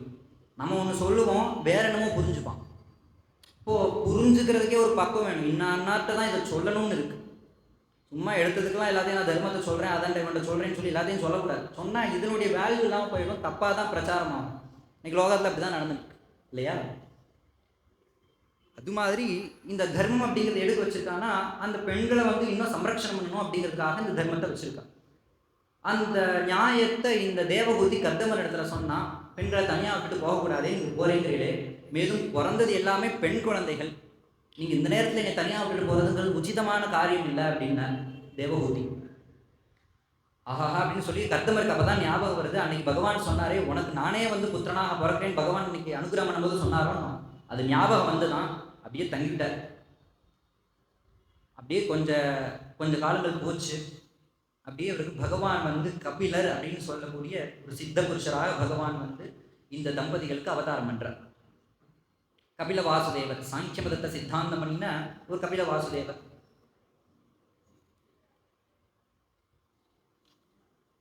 இப்படி பகவான் சித்த புருஷனா பகவானே அவதாரம் பண்ண காரணத்தினால தன்னுடைய புள்ள அப்படின்னு பார்க்காம சித்த புருஷன்னு பார்த்து அந்த கர்தமர் தன்னுடைய குழந்தையினுடைய பாதத்திலே நமஸ்காரம் பண்ணி ஞானத்தை பெற்று முக்திக்கு போனார். மேல பகவான் என்ன பண்றான் அப்படின்னா, இந்த கபிலர் என்ன பண்றான்னா தன்னுடைய அம்மாவுக்கு சுசூஷை பண்ணி, அப்பா கிளம்பி சன்னியாசத்துக்கு போயிட்டார். மீத இருக்கக்கூடிய பெண்கள் தன்னுடைய அம்மாவுக்கு வேணுங்கிற சுசூஷெல்லாம் பண்ணி அம்மாவுக்கு தன்னுடைய அம்மாவே கேட்டா, எனக்கு நீ ஆத்மோபதேசம் பண்ணு அப்படின்னு சொல்லி ஒரு நாள் அந்த தேவகூதி கேட்டா. எனக்கு சொல்லுவியா அப்படின்னு கேட்டார். உனக்கு சொல்லாம என்னுடைய அம்மா, நீ உனக்கு சொல்லாம நான் வேற யாருக்கு சொல்ல போறேன்னு சொல்லி கபிலோபதேசத்தை ஆரம்பிக்கிறார். ஸ்ரீமத் பாகவதத்துல ஒவ்வொரு ஸ்கந்தத்திலையும் பலவிதமான அவதாரங்களை சொல்லிட்டே வர்றார். இதுல கிருஷ்ணனுடைய அவதாரம் தான் ரொம்ப பெரிய பெரிய அத்தியாயத்துல, நிறைய அத்தியாயத்துல சொல்லப்பட்ட ஒரு கதை அப்படின்னா ஸ்ரீ கிருஷ்ணாவதாரம். அந்த கிருஷ்ணாவதாரத்தை 90 அத்தியாயத்துல ஸ்ரீ சுகாச்சாரியர் சொல்றாரு. அதுக்கப்புறம் பெரிய அத்தியாயம் என்ன அப்படின்னா பாகவதத்துல இந்த கபிலாவதாரம் தான், கபிலோபதேசம் தான். இந்த கபிலரும் பகவானுடைய சகாகம் ஸ்வ அம்சகதையா துவத்வீரிய மகாமய, பகவானுடைய அம்சாவதாரமாக பகவான் தான் அவதாரம் பண்ணியிருக்கான். அந்த தன்னுடைய அம்மா தேவகூதிக்கு ஆத்மோபதேசத்தை பண்றா.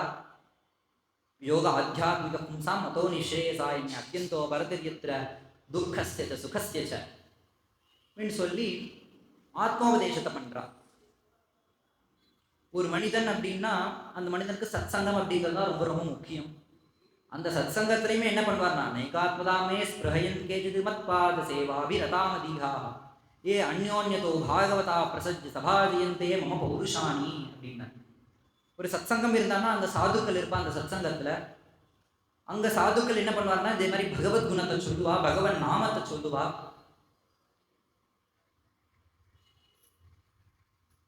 மாறி மாறி பகவத் குணத்திலே ஈடுபடுவா. மற்ற ஒரு லோக விஷயங்களையோ விவகாரத்திலையோ அவ மனசை வைக்க மாட்டான். சாதுக்கள் அப்படின்னாலே மனசை எங்கேயுமே வைக்க மாட்டான் இல்லையா? கலோ கலு பவிஷ்யந்தி நாராயண பராயணாக அப்படின்னு ஒவ்வொரு யுகத்துல பகவான் அவதாரம் பண்ணினான் இல்லையா? கிருஷ்ணாவதாரம் பண்ணினா துவாபர யுகத்துல, திரேதா யுகத்துல ராமாவதாரம் பண்ணினா, கிருத யுகத்துல நரசிம்மாவதாரம் பண்ணினா, இது கூட பல அவதாரங்களை பண்ணிட்டே வந்தான். இந்த இப்போ உள்ள காலத்துல பகவானுடைய அவதாரம் உண்டா அப்படின்னு கேட்டான்னா அது பாகவதமே ஒரு பதில் சொல்றது. கலோ கலு பவிஷ்யந்தி நாராயண பராயணா, எப்பொழுதும் பகவன் நாமத்தையே சொல்லிட்டு பகவானையே மனசுல நினைச்சுட்டு பகவத் ஸ்மரணையிலேயே தன் வாழ்க்கையை போக்கிட்டு இருக்கக்கூடிய மகான்கள் இருப்பாளோ, அவாதான் இந்த லோகத்துல பகவத் ஸ்வரூபம். பகவானா ஏதோ சங்க சக்கரம் வச்சுட்டு 4 கையோட வந்து உட்காந்து ஏதோ மேஜிக் பண்ணி கையை காமிச்சா அது வந்து ஒளி வருது, ஏதோ மேஜிக்லாம் பண்ணாதான் பகவான்ன்றது கிடையாது. எப்பொழுதும் பகவான மனசுல நினைச்சுட்டு பகவான் நாமத்தையே சொல்லிட்டு இருக்கக்கூடிய மகான்களே பகவான். அதனால தான் நம்ம மகான்களை போனா நமஸ்காரம் பண்றோம். ஒரு நார்மல் மனுஷ லோகத்துல நம்மளுக்கு தெரிஞ்சவா எல்லாரையுமே நம்ம நமஸ்காரம் பண்றது மகான்கள் நமஸ்காரம் பண்றோம். ஏன் மகான்கள் நமஸ்காரம் பண்றோம் அப்படின்னா, அவளை நம்ம பகவானுக்கு சம்மத்தமா வச்சிருக்கோம். பகவானுக்கு நிகரா வச்ச காரணத்தினால அந்த மகான்களை நமஸ்காரம் பண்றோம். இப்படியாக அந்த மகான்கள் பகவானுக்கு சம்மதமானவா.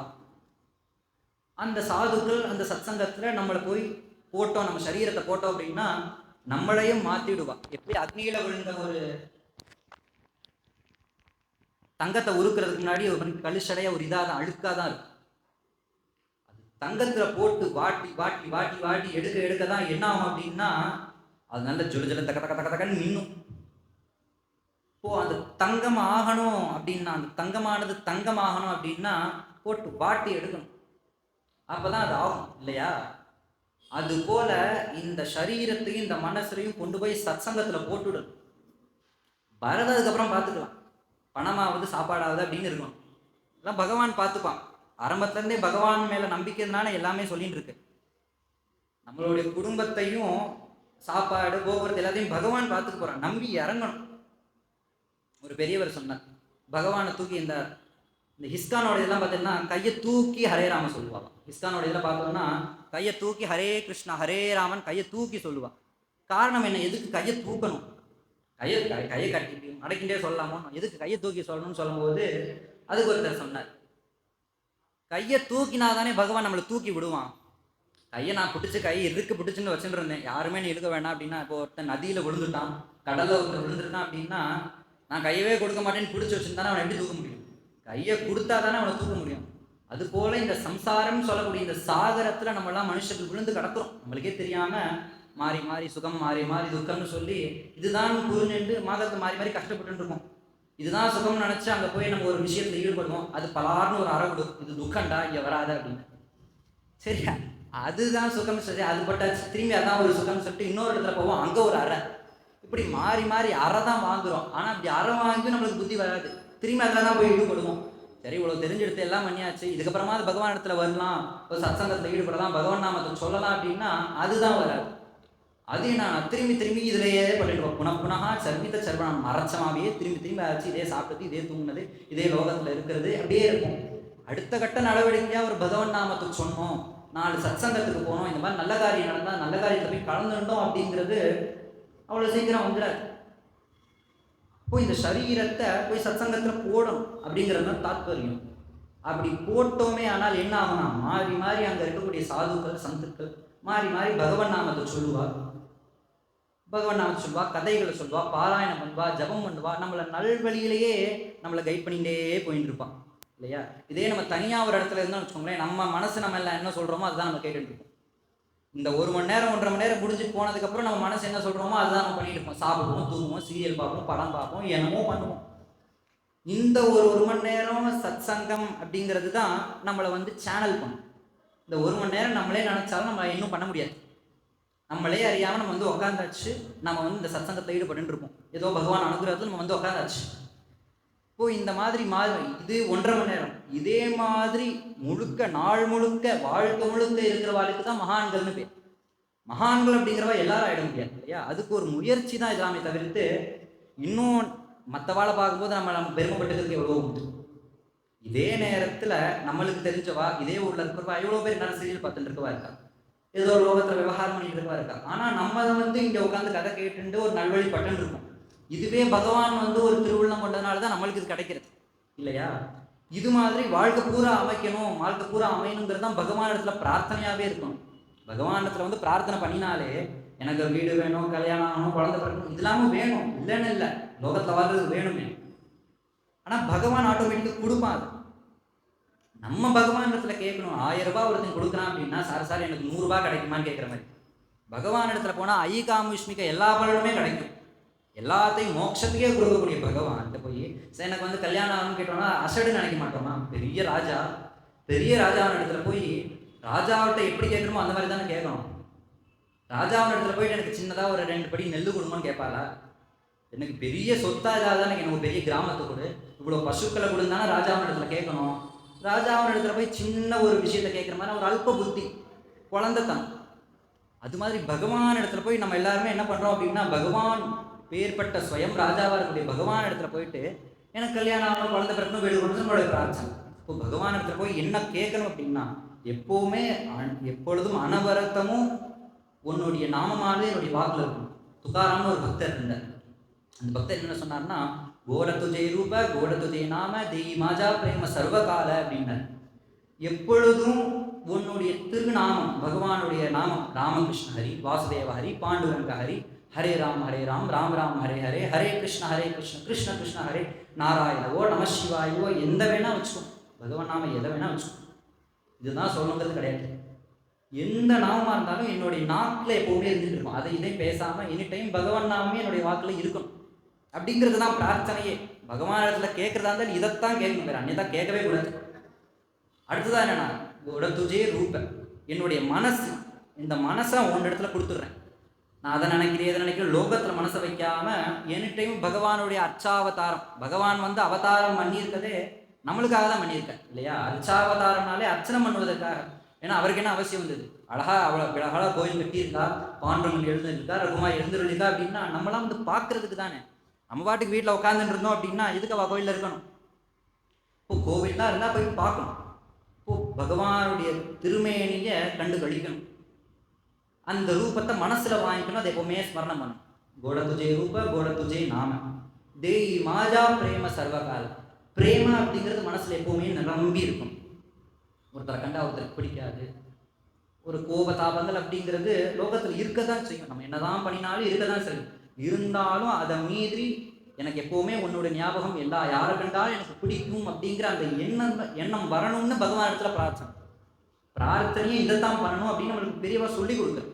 தெய்மாஜா பிரேம சர்வகால அப்படின்னு எனி டைம் அந்த பகவான் இடத்துல இதை தான் பிரார்த்தனை. இப்படி தான் தன்னுடைய வாழ்க்கையை அமைச்சுக்கணும். இப்படி தான் மகான்களும் இருக்கிறாங்க. அந்த மகான்களோட நம்ம சேரும்பொழுது நம்மளுக்கும் இதை மாதிரி பிரார்த்தனைகள் இதே மாதிரி என்ன நம்மளுக்கும் வரணும். பிரார்த்தனையும் இப்படி தான் இருக்கும். இப்படியாக சத்சங்கம் அப்படிங்கிறத ஒரு மனுஷனை நல்வழிப்படுத்தும் அப்படிங்கிறத இந்த கபில வாசுதேவர் தன்னுடைய அம்மாவுக்கு சொன்னார்.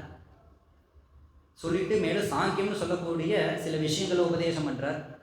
பஞ்சபூதம் பூகு அபஹா அக்னி மருது நபஹா பஞ்சபூதம், அந்த பஞ்சபூதத்தினுடைய தன்மாத்திரைகள், அப்புறம் பஞ்ச கர்மேந்திரியம், பஞ்ச ஞானேந்திரியம், அதில் வந்து மனசு புத்தி அகங்காரம் சித்தம் அப்படின்னு சொல்லக்கூடிய 4 மொத்தம் 24 தத்துவத்தை உபதேசம் பண்ணினார் இந்த கபில வாசுதேவர்.